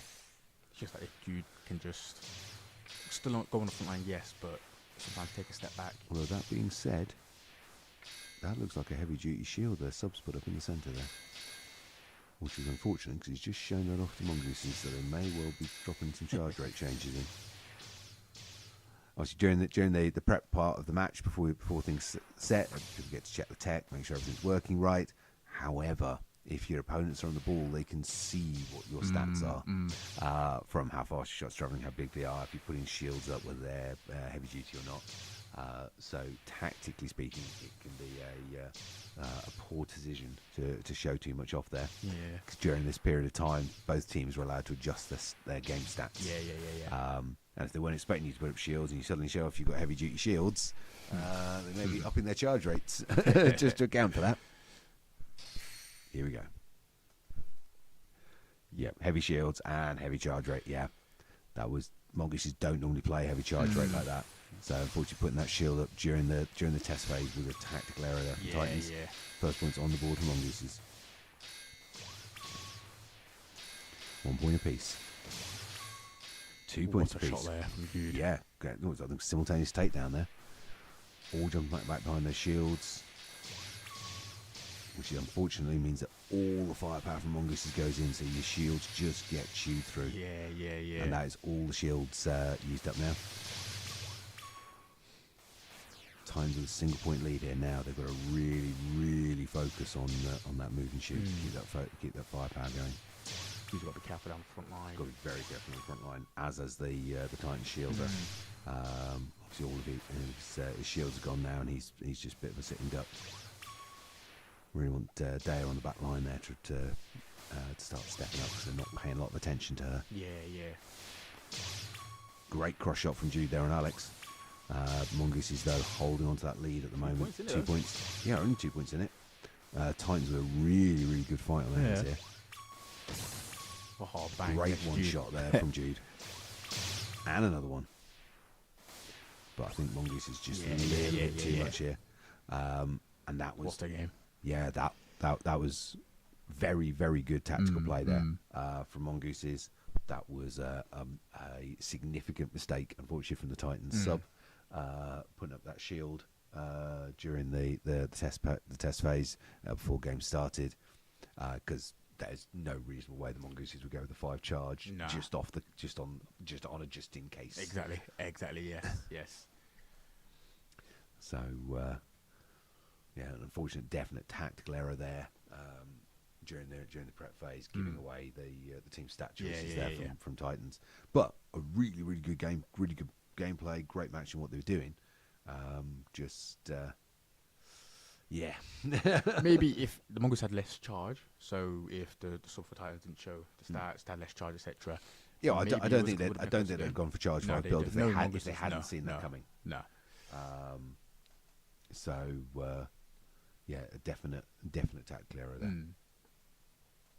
If you don't do it in this next game. Yeah, let's see where they go. I mean, hopefully, we're going to see something different from Titans. I mean, their ideal here would be, I think, just firepower. Yeah, take that risk. I think actually, given how much that Jude grabs attention, I think Daya on looks like a 4-3-2-1 build. That's what. Yeah. Just staying on the back line, quiet, not the other team, not paying a lot of attention, just out the way, just sniping those cross shots in. 100%. I think he should be racking up points left, right, and centre with that. I mean, Jude scoring points on the front line, be grabbing so much attention that Daya should just be able to sit back and snipe. Definitely. I mean, looking at the stats, I think he has gone for the shield breaker technician build. I think that does look like a scale 2 bullet. Yeah. Speed 2. Yeah, I think that is it. Yeah. Yep. Let's see how they do. Yep. So I think you just need to put down in the pressure. Yeah. Keep down under pressure on that front line, and watch out for those cross shots. Yeah. Because Jude is definitely the biggest threat at the moment. He's not just a distraction on the front line; he's a distraction that's capable of one-shotting you. Yeah. So they've got to really watch out for him. But that does take the pressure off his 2 teammates very significantly. Good shots there coming in on from Titans, but Mongooses with a strong lead here. It's from the halfway mark. So the moment you get more than 4 points on the clock, it means the opposition's got to do a complete takedown of your team and another player. It's your safety mark point. But great fight back from Titans, pulling that back to 6-1 and 7-all. Wow. I think a lot of that was due there, and a great blaze across the front line there. But some nice work being done from Daya on the back line too. Lovely drifting shot there that Alex didn't see coming in on his blind side. 15 seconds, 10 points each. 11 points each, 10 seconds. Gotta stay calm. Yeah, good shield there from Dan. That might have been enough. It was. Oh, wow. Oh, yeah, that's definitely that shield close. there. That shield was what flipped it. Great timing on the shield down the front line. Really good. That was absolutely spot on that shield. Yeah. That was a match winner. Definitely. Yeah, those last sort of like 5-10 seconds when you know the other team are charging in. If you're, especially something like that with your evens or even just ahead by a point, slam those shields up. Yeah. Got to. Definitely. And there was a shot targeted straight in on Dan, literally fraction of a second Yeah. later on raising that shield, and he'd have been one shot. Yeah.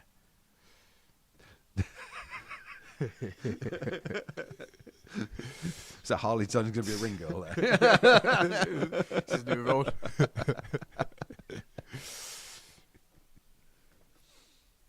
So another really, really good match there. Yeah, definitely. Close to what I expected. Yeah, I mean, given the difference in experience in yes. those two teams, Titans Yes. really, really pushing Mongoose. Exactly. And showed, take away shields, straight shootout. They are capable of beating a team like Mongoose is really experienced with the skill. And it also shows the development of Titans as well. Yeah, so definitely. Very good to see. Yeah, I mean, watching the way they're playing there, I mean, Jude's doing phenomenal on the front line. Yeah, but yeah, I think the backline players need to really look at shifting to much more sniper style gameplay because Jude's drawing so much attention away that they're under very, very little pressure comparatively. Exactly. Yes, it's true. I think rather than that sort of left to right shift they were doing across, especially Dale was doing across the back wall. Yes. Possibly sort of picking a position either sort of like left half the pitch or right half the pitch and just angling within that bit. Just enough to give yourself makes it a little bit difficult to hit. True. And drop and sniping from back there. Yes. Because obviously the more stable you are, the less you're moving around, the easier it is to target those shots. Exactly. It is true. We have spoken to Titans a lot. So the backline players you can use 2-2-5 sometimes, but sniper build. Yeah. Much more effective with Jude doing his thing on the front line. So yeah. Yes, the train more. We'll talk to them more. They'll get it. Yeah, they will get it. Oh yeah, I mean they're doing phenomenally. I mean their improvement as they've gone tournament is just amazing. Yes. Managing, all right, they're not taking the games off these teams. It's one of those bits that Titans aren't that high on the national rankings at the moment, and it's one of those points where I'd say it's unfair. Yeah.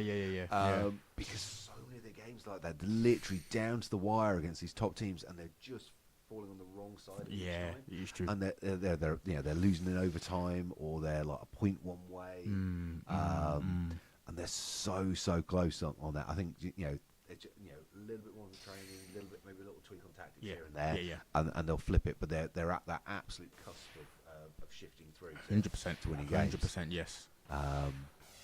It's one of those ones. Unfortunately, a loss is a loss, but there's a big difference between losing by 10 points and losing by 1. 100%.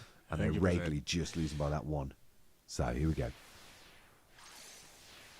Straight up there by Josh there. Yep. So they've gone heavy shields again, and looks like it's been expected by Wolfpack. T-Wolves. Yes. But they're not getting those shields down quickly. Yes, they've got 2 charge 4 players on T-Wolves. Those shields have those shields have stayed up way too long. Bad tactical error there from T-Wolves. Can Wolfpack capitalise on it? They're doing well. They are doing well. They've got to get a bit more of a lead here. That's their last shield. So T-Wolves pulls back even. He's got to be careful on the front line. He's got to be really careful on the front line there. Masson's going to go one-on-one with him each time without any qualms. So 5 points apiece. 6-5. Great work from both teams here. Wow. Really good evasion. Nice body shifts there from Tom on that front edge. Masson with some nice groundwork. Yes, like that. He's got to be careful. They've got Single 1 point lead. Yeah, he's only got 1 marker in. Nice cross cross shot there from Tom. Almost took Sam out. 8 points apiece. 9-8. 5 seconds. 9 all. This is anybody's. 10-9. That was Tom with that shot onto Sam there. And take it. 10-9. What a game. That last shot there. Absolutely beautiful. Lovely play from both sides there. That was a fantastic game. Wow. Down to the wire. Yeah. Neck I mean, neck. given that, we saw that T-Wolves have got 2 high charge players. Those shields, they stayed up for way too long. Yeah. I mean, but yeah, Mikey on the far side drawing their attention, taking the shots in onto his own position and evading them really well, so he wasn't giving the points away. And those shields just staying up for too long. That is true. Yeah. We have told T-Wolves as well, focus shields as soon as they go focus Yeah, shield. I mean, what said- you got. Yeah, I mean, But- but having high charge rate players and then not focusing Exactly, the shields, it's that was a Wrong that move. that was a it's wrong big move. tactical error from T-Wolves there, and that cost them. Now you got that question of basically, do you try and go for rinse and repeat, or do you shift your tactics up? It's true. It's true. 'Cause I mean, it's- yeah, and, clearly again they saw from the charge rates from T-Wolves they were expecting those shields. yeah. All right, they didn't use the charge rates as well as they should have done, Exactly. but they were expecting them. So you go for the expected build again. That is interesting. Thing is, do Wolfpack go shields again? Do Wolfpack go straight shooting? Shields have been working for them most of the time today. So Well, to an extent, I mean, some of the teams have been up against have been Yeah, of course, very good but- at focusing those shields Yeah. down, and it's not really giving them what they want on their outcome Yeah. at all. it has worked sometimes though. So we'll see what they do. I do think T-Wolves might have one shield breaker, at least one. But they have to focus much better. Well, I said they had much better. 2 shield breakers last game, Yeah. and they just didn't focus those shields in. Here we go. Yep, Oh, Matt, you've got they've pretty much matched. Okay. Let's see if T-Wolves can actually get those shields focused this Very, time. very interesting. Josh coming in, nice fast shield on that front line. Tom moves in behind it. Second shield spamming up straight away behind. First points on the board for both teams. Oh, we've got to be careful there on that front line. Got to dog his head down a bit more. Good shields there by Wolfpack. Wolfpack starting to edge forward on points now. You've got to get really want a good 4 or 5 point lead by the time the shields run out. And you sacrifice a lot of points into having shields. Takes away a lot of firepower from your team. So you've got to make sure you capitalise on it. So straight Good shootout work now. so far. Yeah, it's all the Wolfpack shields just burned through in the first half of the game. So Josh at the back now has to be. Single point lead currently for 2 point lead now for Wolfpack. Wolfpack just got to keep this pressure up. And they're chipping away really well at the T-Wolf life markers. Mass out the front there. Yep. Really He's got to be good. careful though. Yep. Yeah, Careful now, Tom moving in on the cross. Yeah. I think Tom were taking the cross shot run, running in. He got Mass in there. Yeah. Left himself really open. 8 points apiece. Coming in the fight. Coming into 10 seconds. He's going to go right down to the wire again. Set point in for T-Wolves. Can Wolfpack answer back? 5 seconds. 3, 2, 1. Oh, wow. Points both sides. Oh. Fantastic work. Literally down to the wire play there. I mean, Red Player 2 having a blinder of Yeah. 8-4 ratio. Single point in it. Okay, so we are going to go to a third round decider. Oh. Definite big tactical choices. Do you go shields again? Exactly. I mean, yeah, it's getting them ahead on points, but the moment those shields fall, Josh has just got no firepower to back the other 100%. two up with. 100%. So yeah, it's tough. That's it. The thing is Josh comfortable with going a shooting build with this game because he still have to do the evasion part of it as well as the shooting part, getting the kill part as well. If he's comfortable with shields, he can stick with shields, and it's just up to the other two Wolfpack players to just get the kills for the team, which they are capable of doing. Oh yeah, I mean they're clearly capable of doing that. Yeah. But it is that it's a big tactical one. Do you go shields for the third time? Exactly. I mean, again, it worked. T-Wolves were nowhere near it. I mean, with 2 charge 4 players, those shields. I mean, yes, they chewed their way through the shields because Wolfpack gave them the option to and threw them up too early. If Wolfpack Josh could spread those shields out a little bit more. Yeah. But Wolfpack definitely capitalised on it. They got the points off the back of them. It's difficult. It's that whole thing going.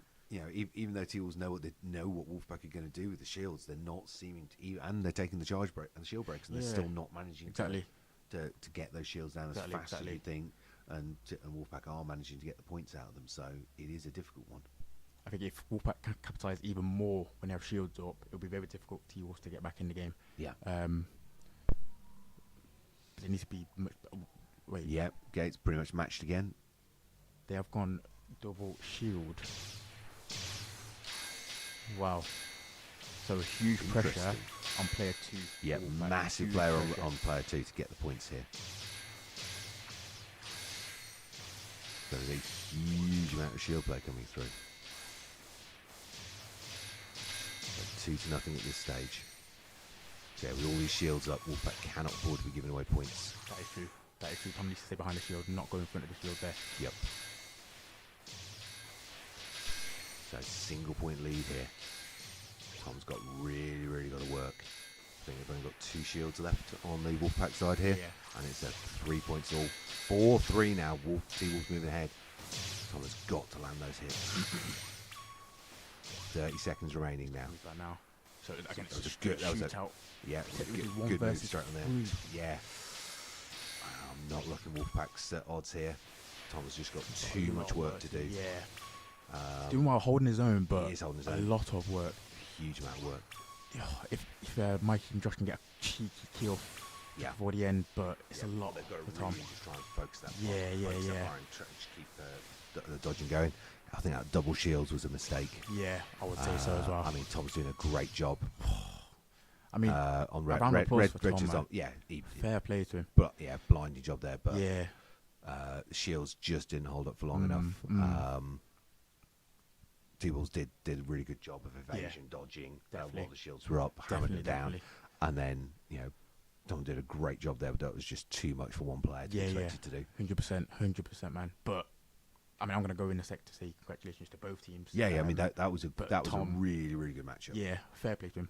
Yeah, Very good, Yeah, very Tom, good. Tom playing absolute blinders Yeah. across all of those Yeah, games. yeah, there. yeah. I mean, at the start, double shield looked like a good idea, but once it was a straight shootout, Yeah, it's Yeah. very difficult. Very Yeah. difficult. yeah, definitely. Not sure that was there. Yeah, Yeah. yeah. Probably not, Don't yeah, don't no. think it was there the right way for them to go. But no, fantastic play from both sides. Definitely. On that note, I'm gonna go. I'll be back. Yep. Back in a minute. Okay. Technical updates from Ash there. Yes. So we have got triple threat on red, no on blue, just coming in. And the update from Ash there was we were going to do some swap overs on kits. So this will be the last game for a little bit where we can do our player eye view. Because we'll be swapping over to a different set of kit. We've not got a headset set up from that set of kit currently. It's our first time playing with it. The idea of doing on it. And ideally, long term, what I'd love to do is have basically all of the players' headsets set up that way. Yeah. So you can chop and change into any player's eye view. That'll be good. But that's all for the future. So today's about sort of experimenting with the idea of the fact that we can do it course. at all. Of course. Yeah. So what do you reckon here then?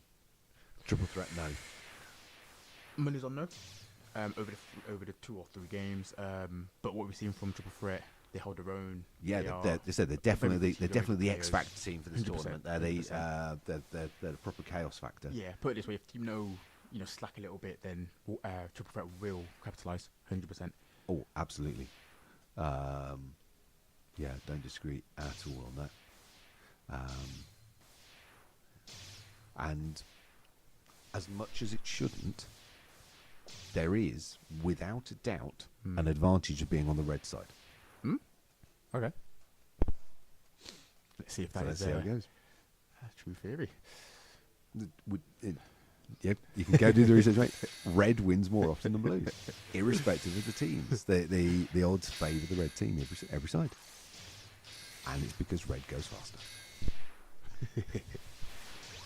I think it's actually a psychological one that when you're on red, you go more aggressive, you go more pushy. Oh, player error there on triple threat.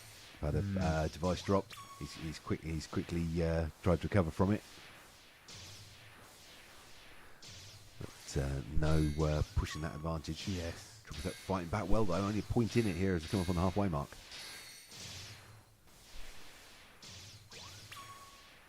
2 points in it now. No really pushing hard there. Yeah. And that player error from triple threat may have just given no chance to get some momentum going. Possibly, yeah. There's time left for Triple Threat. 20 seconds, 3 points. That's 2 points, 1 there we point. go. Wow, great fight back there from triple threat, but no with another point on the board, just opening that distance again. Coming in on 2 seconds. I think it's going to be a win for Team No. Good fight though from Great Triple fight. Threat.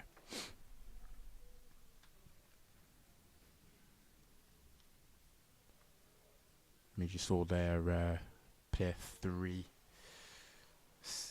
getting KO'd 7 times. So I think with that, Team Noah are very good at scanning the court. So seeing a player standing still, not moving, etc., they would just capitalise, which is exactly what they did.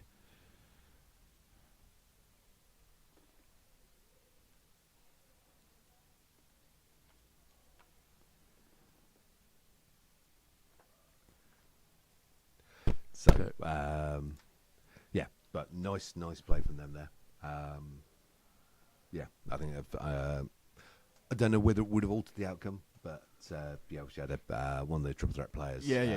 Lost the wrist device out of the holder, and had Shift having it handheld, which isn't as good or as accurate as using it normally. So yeah. Recovered well. Yeah, I mean, he recovered well, but it definitely was a factor off the game. Yeah, which is unfortunate. I think that would have been a closer game. I think so. I think they yeah. probably would take it anyway. But again, definitely a closer game without that happening. Okay, so I don't know if Triple Threat has spoken to that player. Got KO 7 times, but they need to get in their head to be like, come on, you got to move. If they're focusing you, just move, do whatever you can to get out of the way. I don't know who it is on the team, but hopefully that player knows what to do now. Yep. It's not good target. So we got firepower builds both sides again. Straight shooter. Good to watch. Let's see.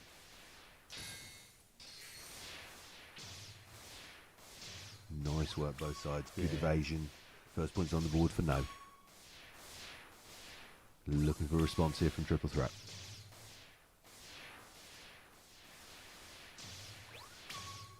No, really controlling this stage. 5-0. Triple Threat still need to score. No, absolutely dominating here. Triple Threat does not seem to be able to get into this game at all. Approaching the halfway mark, 8-0. I think what needs to do, need a player. Triple Threat really on the back foot. First points on the board now for Triple Threat. Let's see, have they got the capacity to stage a fight back from here, or have they been had the confidence knocked too much? 7 points down, 8 points down, 20 seconds on the clock. I think at this point, just go for broke. I think someone you've got nothing to lose. Just go for it. All out aggression. Yeah. You might as well. Exactly. You're right. There's no downside to pushing for it now. Exactly. Wow. Absolutely dominating performance there from Team No. And it's across the board. All 3 players from No contributing pretty much evenly to that there. Very good play from them. Yeah, I don't know. It might have been a confidence knock for Triple Threat. Maybe Team No stepped it up, but yeah, I mean, when you start, if you get knocked back by that sort of amount, then I mean, there's always going to 100%. And it's hard to fight back from there. I mean, it can be done. I've seen it be done, but you've got to have a lot of mental fortitude to come back from a knockback. 100%. Knocked back like that. 100%. Yes. So, who are your favourites now? Still, T-Wolves. T-Wolves are some of my favourites. Yeah. They've still got to play Team No, I believe. I think, if I'm correct. T-Wolves No is the final game. Wow. Final game of the tournament of the open pool. So the way things are going, that might be the deciding game for the tournament, I think. So next up, we've got Mongooses versus Wolfpack. Ooh, what game there? Then Titans versus T-Wolves. Triple Threat fighting Mongooses, and then T-Wolves versus No. Yeah. So No have only got 1 match remaining. Yeah. Titans have only got 1 match remaining. So T-Wolves and Mongooses with 2 to play each, and be interesting to see how that goes. 100%. And we've done a hardware swap, as Ash was advising us we were going to. So we can't do our little players eye view for a little bit. Well, that's recharging, unfortunately, because that was quite cool. I like that. Yeah, I think that adds quite a lot. We want to play with that some more. Have a look else what we can do with it. Try and do shift out to bigger screens on it. Yeah. But Definitely. yeah, nice little addition, that one. I think, and especially if we can get a red view and a blue view going in the future. Oh yes. That'd be very good. Be That'd be good. quite interesting to see it from those perspectives. So, Fighting Mongoose is red versus Wolfpack on blue. Here we go. Teams just get themselves prepped and ready. I think historically between these two teams, again, it's been 50-50, would you say? Or No, Mongooses have definitely won the majority of the games. Okay. Last time they met, Wolfpack won. yeah. So Mongooses are going to be going all out because they. I think it was the first. I think it was the first time Wolfpack beat them. Oh, okay. It's a bit of a psychological edge now. Yeah, and it was the same. I believe it's the same team mix both sides for that one. Yeah. I believe the Wolfpack sub Josh, who was playing for them then as well, got a lot of stick from that because he's normally a member of the Mongoose squad. He'd helped another team beat his own squad.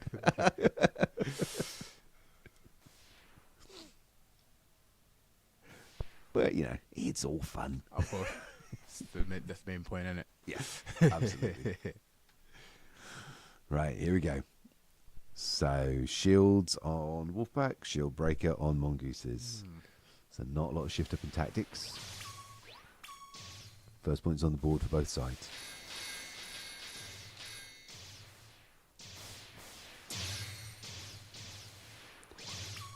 Nice play coming through there from both groups. Wolfpack shields slowly getting worn down there. Not as fast as we've seen in some of the previous matches though.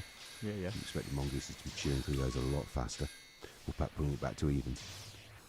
Wolfpack need to get ahead on points though before the shields run out. Ideally another 2 or 3 points on the board before those shields go down. Halfway mark is 4 points apiece. I mean, the attacking Mongoose players are doing very well. Yeah. Keeping the score level. Yeah, but I think With the shield that's as all well. the Wolfpack shields gone now Yeah. though. Wolfpack moving ahead though now. 2 point lead. Really got to focus on that evasion. Don't let Mongooses get points on the board. And just keep chipping away at those Mongoose life markers. Still holding on to a single point lead here. 15 seconds remaining. Can Wolfpack do it? 10 seconds now. So close. This is literally 1 point in. Can Wolfpack get another score? 2 points now to Mongooses. They got a score, but it cost them getting in there as well. So that fight back there again lasted like 5-10 seconds there from Mongooses, really up in the pressure. I think if Wolfpack could come out with that sort of aggression off the get-go, I think they've taken and dominated the game. But again, their aggression really didn't pick up until the second half of the game. Yeah, that's true. They were sort of like a bit more chilled, locking back behind the shields, and all the shields did was, all right, soaked up firepower and things, but they weren't really able to capitalise on it. True. It is true. Some of the previous matches we've seen, they've actually, quite clearly moved ahead on the point scoring while with the shields up, and they've worked really well. Yeah. But didn't. I mean, I think they said it for longer than expected them to, but it didn't gain them anything. Fundamentally, in there. So. Got to see whether again are they just going to stick with this shit? Are they going to? Do you think that the shield tactic is a hill they decide they're going to die on, or do you think they're going to get a bit of variation going? I'm hoping variation. I'm hoping they vary up and stuff, but I think they might go shields again. I do think they go shields again. I hope they don't do that double shield again. Though. Oh yeah, that did not work well for them. I mean, double shielding can work. Again, we see some of the top Japanese teams doing it. But it's a very, very technical tactic. Yeah.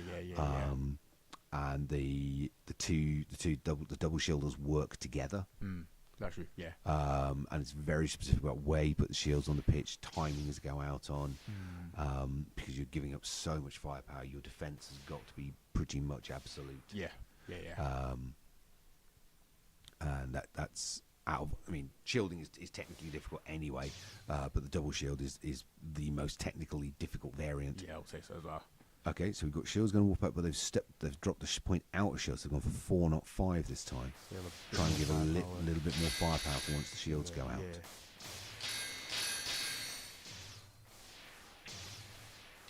So good work there from Tom. Got clipped, pulled straight back behind the shield on the front line there. First points on the board for Mongooses though. Wolfpack needing a score. 20 seconds played. Second point on for Mongooses now. Good shield position, but we need to get some point scores out of these. Definitely. I mean, the shielding's good, but with Wolfpack just failing to capitalise on it. 40 seconds played, 2-point lead now for Mongooses. 4-point lead for Mongooses. Away now. Yeah. Wolfpack with a really, really tough job. There's just not enough shots going out from the Wolfpack side. There's a lot of charging going on from them. You can see the arms up, but the shots just aren't coming out. I mean, there's a big difference in the charge rates between the two sides here. And I think just that wall of firepower from Mongooses is just too much for T-Wolves at this point. From Wolfpack at this point. 10 seconds to play. Good shield position there from Dan. Really caused problems for the counter attack there. 13-9. Good solid victory there for Mongooses. Yeah. I think they're definitely a difference in charge rates there. Just the sheer amount of firepower coming from the red side in comparison to blue. 100%. I think it just they weren't able to get clean hits to start to get breaks in the wall of fire coming in, and Definitely. it's just too much in the air. It was. I think. I mean, we can say what ifs, etc. and stuff, but Wolfpack, if they went firepower, straight shoot with Mongooses, so 5-3-3 on charge versus 3-2-3. There was just so much more firepower coming from the red side. Yeah. But as you said, Mongooses lost to Wolfpack last time round. They were out to they were absolutely gunning for them out of everybody here. I know Wolfpack were their target because they'd lost them last time round. So a whole load of ego on the line for that one. That's fair. But then again, that's a compliment. If you're someone's focus, Exactly. Yeah, if you're the team they've got to beat because you managed to take that match off them. Well, they rate you really highly if you've got all their attention. Yeah, exactly. It's the same way that if you find yourself on the pitch and you're being focus fired, you don't want to be focus fired, but it's actually a hell of a compliment because the other team view you as the biggest threat. 100%. Yeah, you're only getting focus fired because you're a problem, you're a threat, and they've got to take you out of the game. That's literally what happens to me, everyone, when I play. I'm always targeted because people see us as my biggest threat, which is fine. It's fine. It leaves my other two teammates, Ashley and Hard, to do the business, get the kills. It works well for the team. Yeah. So I mean, fundamentally, there's always going to be a key person that gets 100%. 100%. It's how you deal with it as the... Yeah, absolutely. And if you know you're going to be the target, target of that shot fire, I mean, you know you've got to really work on your evasion, your dodging, your movement, so you don't end up giving points away. Exactly. Right, so going back courtside, we have Titans on red, T-Wolves on blue. So I think probably odds in the favour of T-Wolves here, but yeah, I would say. Yeah, I'm still waiting. Titans have got it in them for an upset. They've definitely got it in them to cause a proper upset. Definitely. I don't know if it's going to be this game, but it's there, and it's only a matter of time till they do. It is true. Yeah. It's true. You watch. I mean, I know they're getting frustrated. They're not getting the wins, but they're getting closer and closer, game after game. Yeah.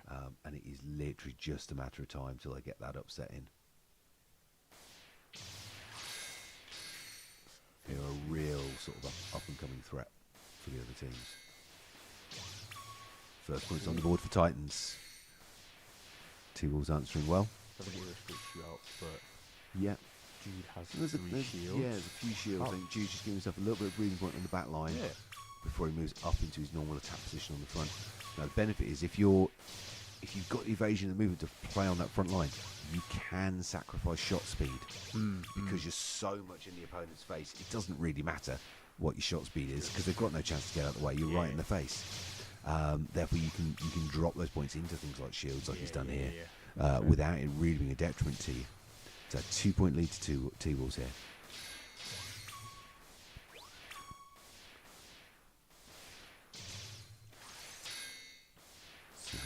that's all of Jude. That's all of Jude's shields gone now. Yep. T-Wolves now starting to open that lead up.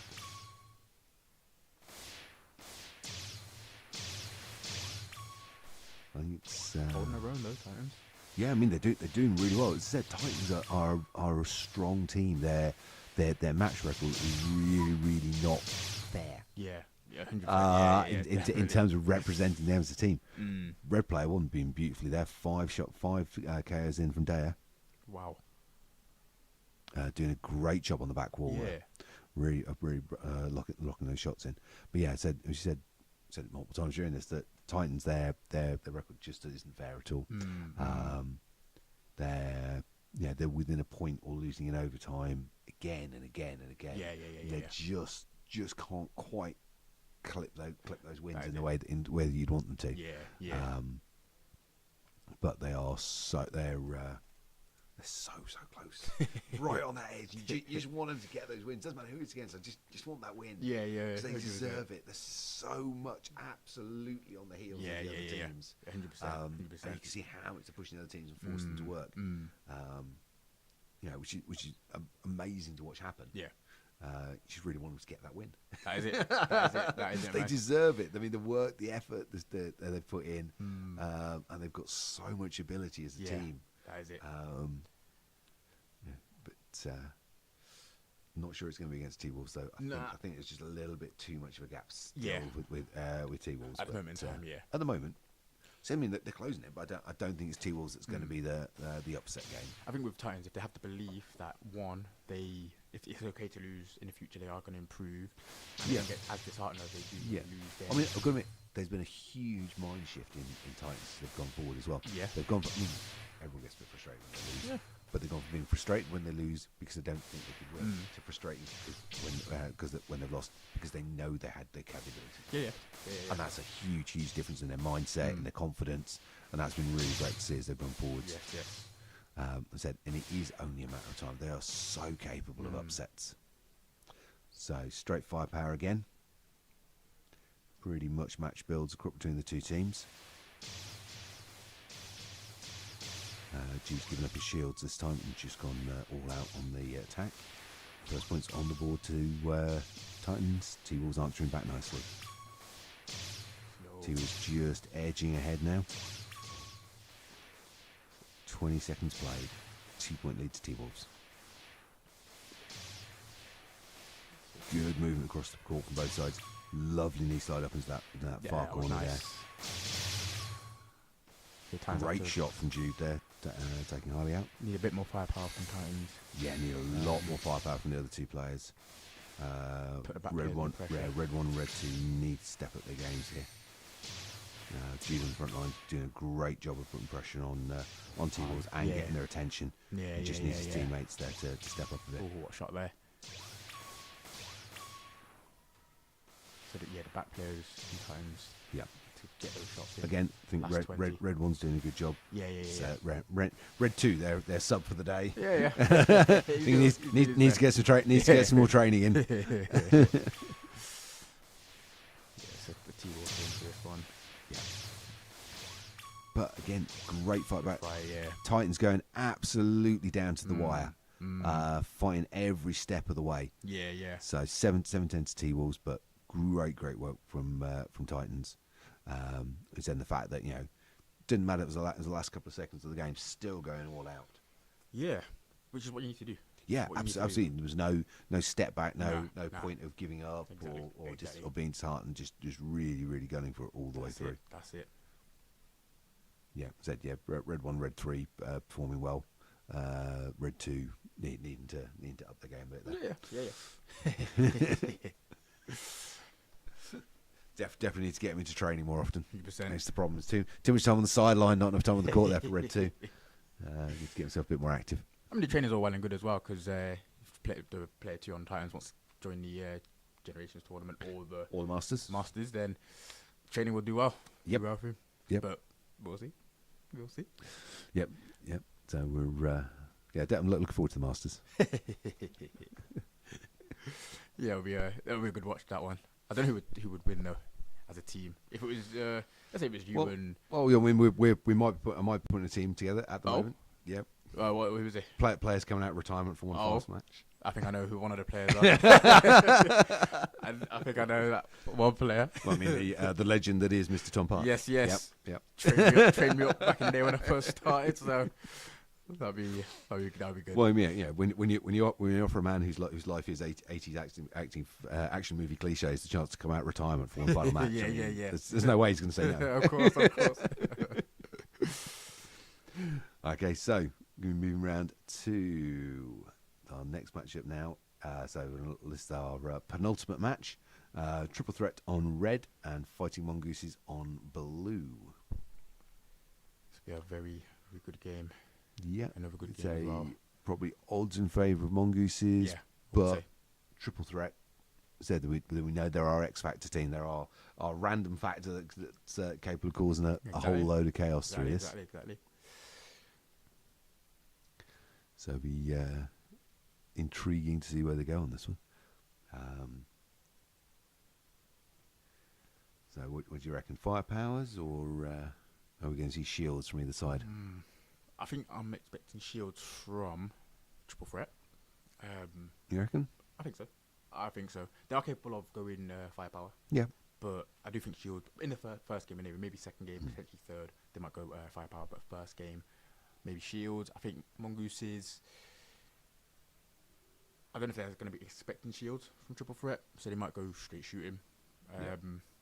But that's why it's interesting, like, because mongooses have a lot of different tactics and variations on what they do, so you can't call what they're going to do in a lot of their games.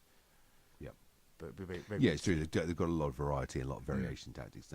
So it comes from the amount of experience that they've got. That is it. Yeah.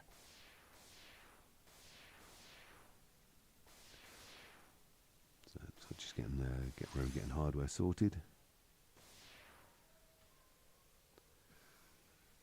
Looks like quite a heavy duty shield. Yeah, I think triple threat are going shields. Yeah. Expected that. And foolishly demonstrating that in the pre-match.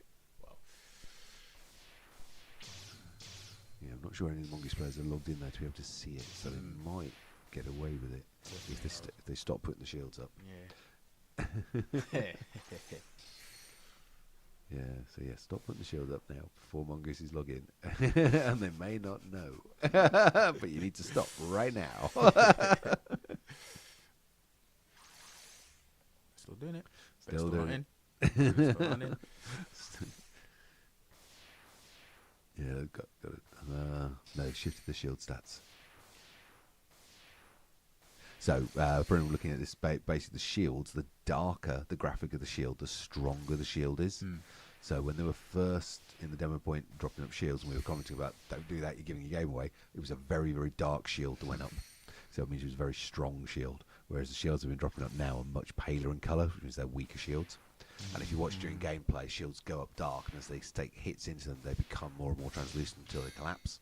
So you can get an idea of how much health the shield has got by how opaque or translucent the shield is.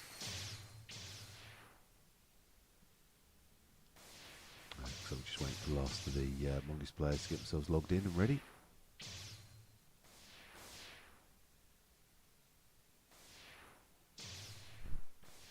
So it's just a case of how mongoose is gone, triple threat has gone, shields. Well, I don't know. It said they had the shields up, but let's have a look. They Yeah, took it shield down by 4, one. and they're going shield breaker. Oh. So yeah, mongoose expecting that shield then. Yep. Nice drawing from Josh. They managed to get a shield up before the target on him. And he was targeted straight off the get-go.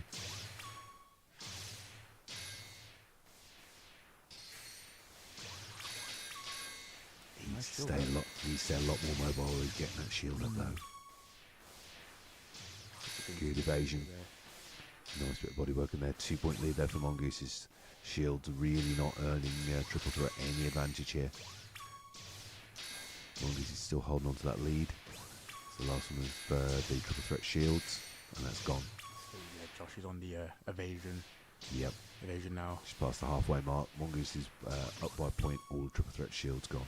So the two assassins, which were threat, doing very well. Yeah, in those they're doing a good job. Yeah. I'm just as you see this though, that shields are such a technical discipline, and when they're used well, they are stunning. Yeah. They can you know, a good shielder can absolutely flip the game, but they've got to be completely integrated with the gameplay of their team. 100%. And unfortunately, so far we've not seen it in this tournament, and we've not seen any shields that have really, you know, done the job. Yeah, that is true. That is true. Mongoose win there, play 6. Yeah, player 6 absolutely tearing up the pitch there. 8 points on the board. That was Alex, player 6. So fantastic game from him there. Yeah. Don't think he had a lot of pressure. When he doesn't have pressure, that's when he's at his strongest. Yeah. He'll just take you out. Yeah, So, just not enough coming from the other side. Yeah, I think that Shields was just the wrong choice. I don't think that.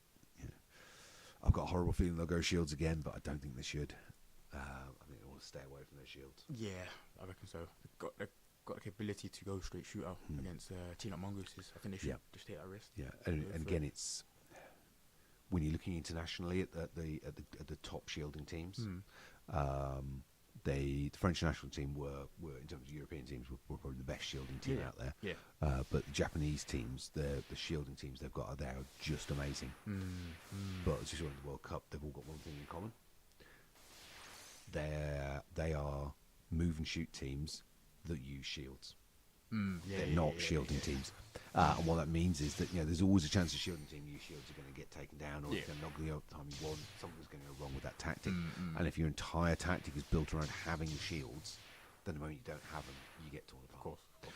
But if your tactic is actually built around being a move and shoot team, except you're not having to move because you've got a shield right now, you're basically playing on easy mode. And that's what they do. They are heavy firepower move and shoot teams who can use shields.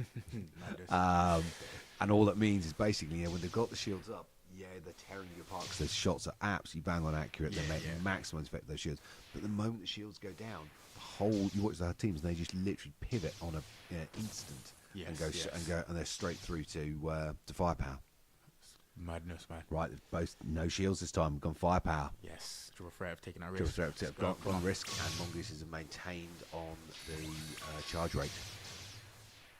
So stats-wise, Triple Threat have got the edge here. It's whether they can actually do anything with that. Yeah. So Mongoose has got the experience, though, and the accuracy to potentially make up for that. So 2 points apiece here. Triple Threat needs to Yeah. move a little 3 bit points more. apiece. Be harder to hit there. Yep. Oh, Nice work there from Triple Threat. 2 point lead here coming up as we approach into the halfway mark. can they take out Dan? Mongoose is starting to fight back. He's just on the one marker and they've taken him. Nice shot. Still holding over that 2 point lead. Seen this in some of their earliest matches, the Triple Threat wants to start to get that 2 point lead. They absolutely hang on to it. Yeah. Come very, very tenacious. Can they keep it going? Yeah, they're still holding that lead. Mongoose has pulled it level, but failed to flip the scoreline. 3 point lead now for Triple Threat. Okay. Coming to the final 15 seconds. They need to throw out shields. They've all got 1 point in shields. They need to put the shields up now. 4 point lead. Put the shields up, Triple Threat. I think they'll win without them. But tactically, that you want them now. Great play from Triple Threat there. 12-9, taking it to a third round decider. I said, you know, Triple Threat. They are our X Factor team. They're the chaos makers in this one. They're very, very much a team on the rise. Absolutely fantastic. That was good. I mean, the shield thing at the end, again, that's the walk on with training. We teach you that even more in training. But if you have the confidence to actually not put up your shield and say, actually, I'm going to keep that pressure going. That's it. Yeah. Yeah. I mean, if you're far enough ahead, 100%. but it says that whole thing. You know, all three of them had a shield in the bag. Yeah. And fundamentally, even if you don't put any stat points into shield, you've always got 1 point in shield. Yeah. Of your total 10 levels.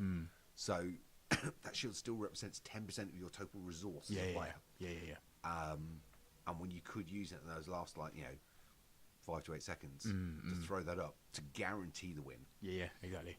Because that you've just taken across the three of you, that's going to take what's about 6 shots.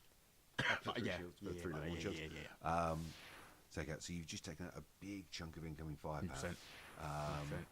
And really sort of locked in that advantage, that points advantage for yourself. Definitely. So tactically, definitely all we want to see from them. But great play from Triple Threat there.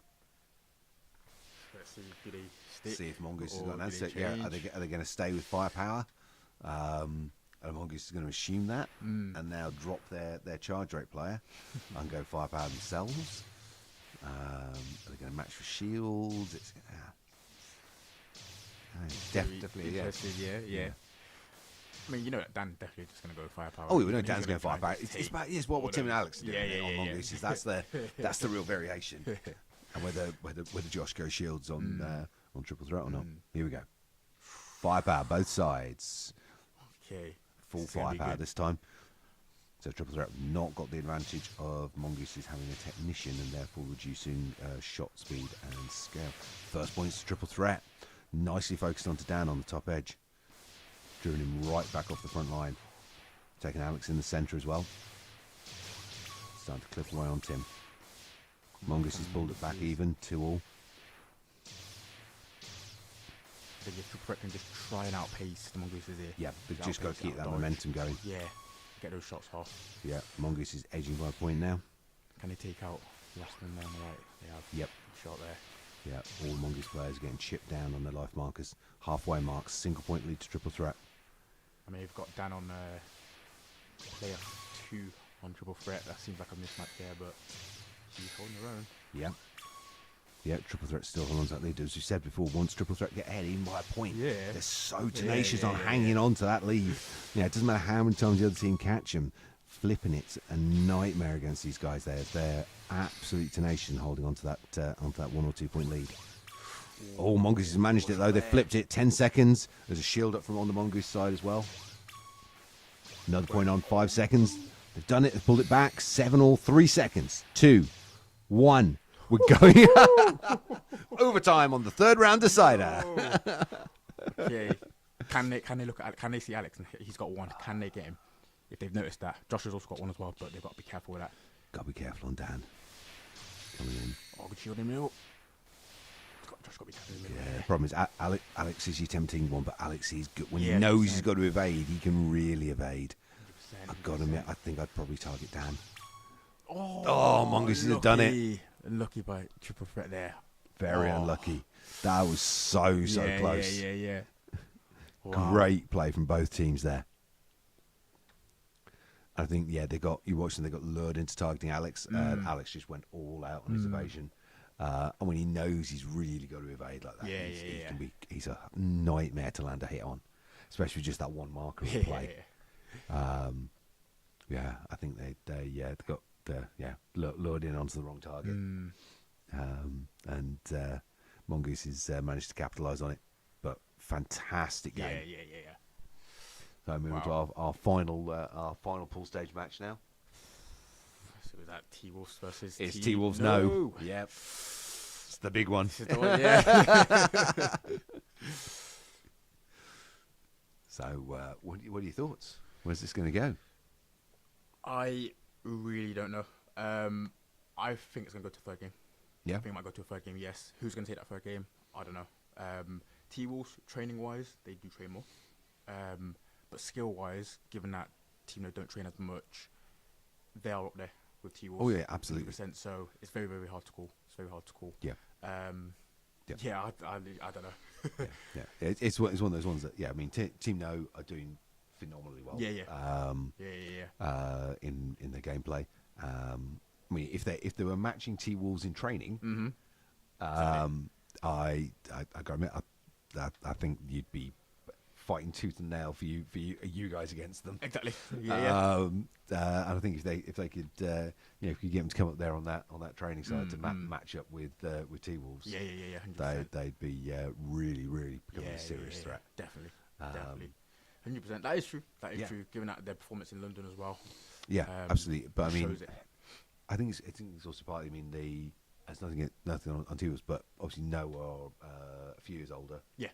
So they've got a bit more I suppose a bit more capacity in terms of their physical motion and also the confidence that comes with being just that little bit older.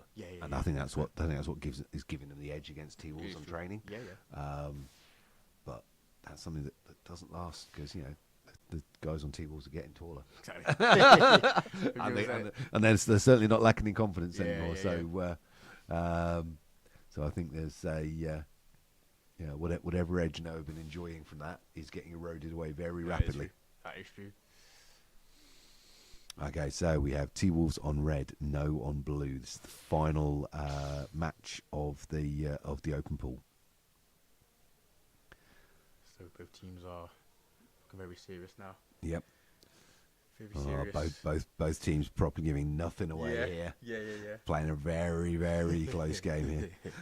So as you see, neither team are firing shots or raising shields. They're basically not looking to give anything away to the other team. Not like we've seen in some of the previous sort of like pre-matches where there's shots firing left, right, and centre and shields going up. It's playing very, very close to the chest here, not wanting to give information away. A little bit there going up from T-Wolves. This almost definitely be a straight shootout. Yeah. Knowing both teams. Yeah, I think we're going firepower across the board here as well.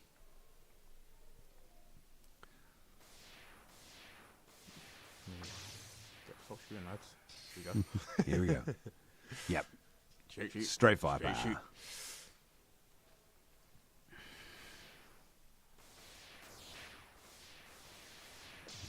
Looking forward to seeing some of that really good groundwork from T-Wolves again. Yes. They've had a fantastic mix of sort of low work, slides, all sorts of things across the pitch. They've been looking phenomenal in their gameplay. First points on the board for No. Taking the lead there.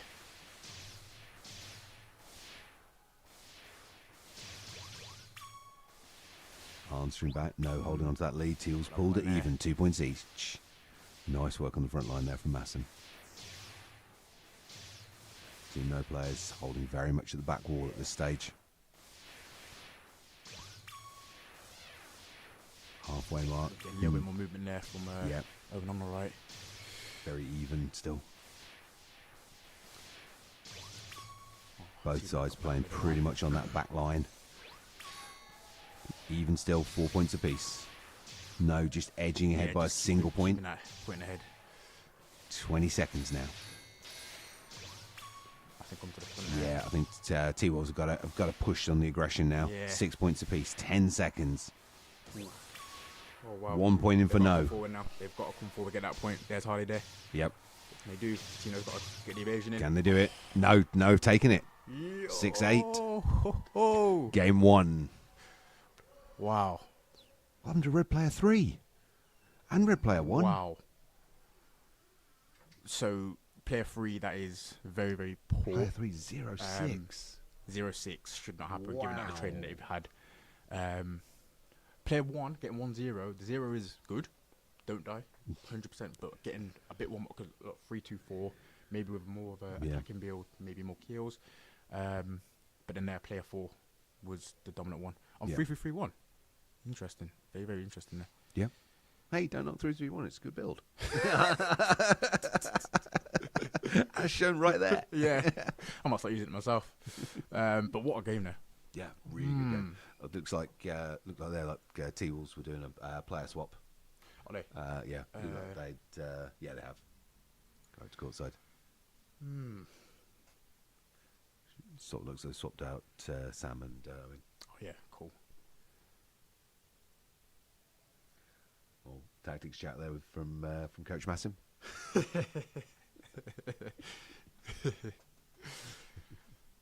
I've noticed during training sessions he's definitely stepping up as a coach. 100%, yeah. Yeah. Whiteboard out, pen, talking tactics. Definitely. A whole lot from the sidelines. He's stepping up phenomenally. It's good though. Like T-Wolves, they know what to do. They've been there, done that before. They know what to do. But what we saw there in that first game, Team No doing what they did without coming forward. Yeah. Which. Yeah, really good. Really good. Good evasion on that back wall, holding the targets well. Managed to land those hits. It was very, very good play from them. 100%.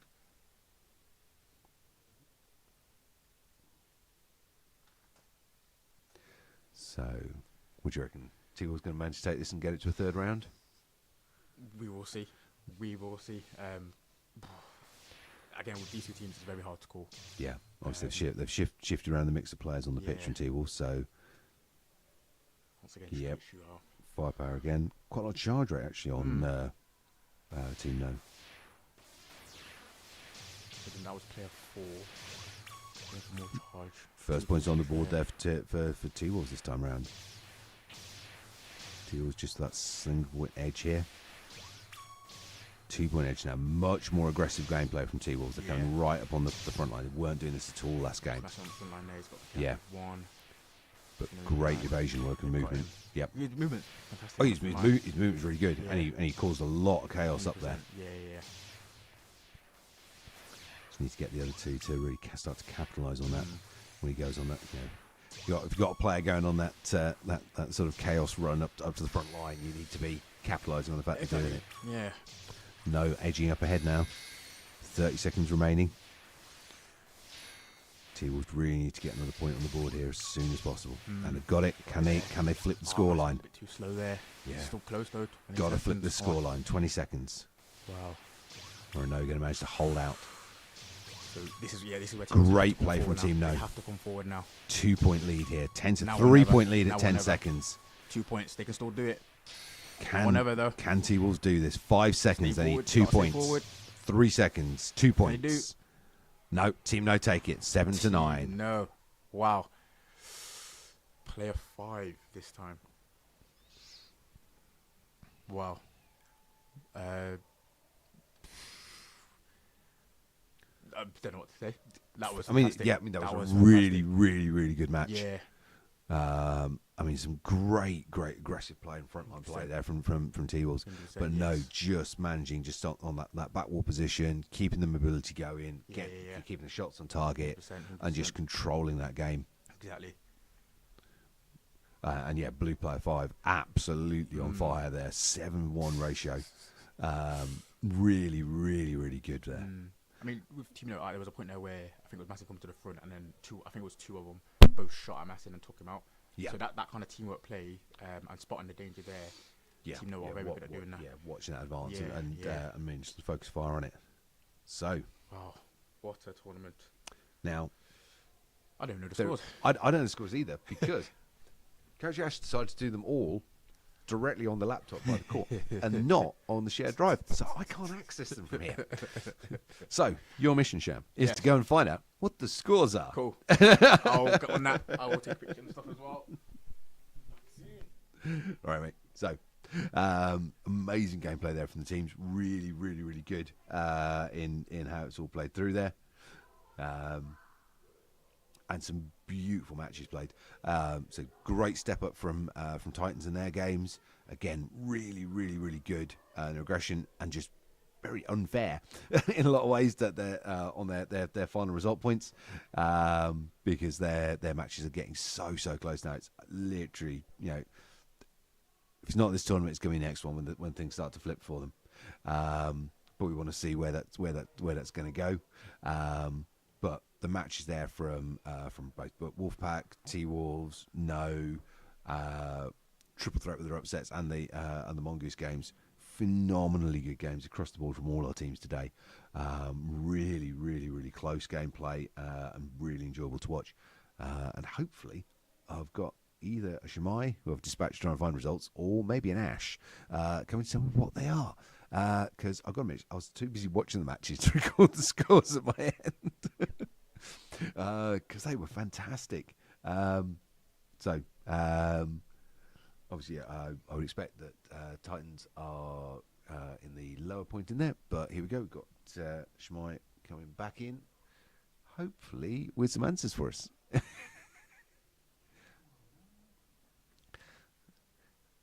So, well, definitely got something somewhere hidden on a phone.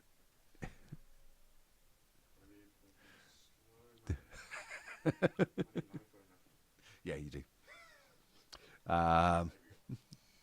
Looks like the Coach Ash is handing out the results on the court at the moment as well. So, what can we tell us? What's he briefing them on right now? So, I think actually saying let's just widen for the tournament, all the players. Let's get the scores on the doors in a second. Okay, so let's start our and then so 6th place. 6th place. So with 0 games won, 0 sets won is Titans. Titans with scoring 82 points. Yeah, said go there. Very unfair given their play, how well they've done. They're so close to becoming that chaos factor team. Okay, so in 5th place. 5th place, 4 games win, 1 set won, 111 points is Wolfpack. Yep. Wolfpack, there we go. Well done to Wolfpack. Good gameplay today. 4th place, so they won 5 games, 2 sets, scoring 89 points is Triple Threat. 4th place. Yep. So they were a proper chaos factor team today. They've done really well there. They go to the top 3. Yep. 7 games win, 3 sets won, scoring 121 points is Fighting Mongooses. In 3rd place. Right. They'll take that. Yep. And then the top 2 after that last game. So we've got 2nd place, 8 games won, winning 4 sets, 101 points is T-Wolves. Yep. So the winners, winning all their games, all sets, 119 points is Team No. Amazing play from Team No. Yep. Fantastic. So they performed phenomenally down in the Southern Regionals 2 weeks ago. Done amazingly well here. A really, really good set of games across all the teams there. Yeah. I mean, given that I expected T-Wolves to take it in the end, just nick it. T-Wolves, Team No maybe 2nd. Mongoose is definitely top 3 because we know what they're about. Yeah. But Team No for winning, I got to praise the lads in a bit because that was fantastic. Yeah. Fantastic So I mean, every single player they should be proud. All of those games were stunning. There was no absolute domination going on anywhere. Everyone was fighting tooth and nail for every point down to the last second. Some amazing flips, comebacks, some surprise results. 100%. Really good games to watch. We hope those who've been following with us have really enjoyed it as well. 2 weeks' time. 1 week's time. Yes. On the 14th, Sunday the 14th, we have the Nationals. Yes. We also have a mixer tournament on Saturday. Yes. So it'll be Saturday 13th. We've got a mixer tournament here at Coventry. So anyone wants to come down, just throw their name in a hat and just play some games and have some fun. We should have that on stream as well, hopefully. Yes. But we'll definitely have the Nationals on stream on the 14th. We've got the top 8 teams in the UK. So that is Southern Regional, Midlands and Northern Regional teams participating. So it's a full spectrum of teams from across the country taking part in the National League Championships on Sunday the 14th of April. So hopefully see you on the 13th and definitely see you guys on the 14th. 100%. Have fun till then, guys. Take care. Do all the good things, share, like, subscribe, and we'll see you soon.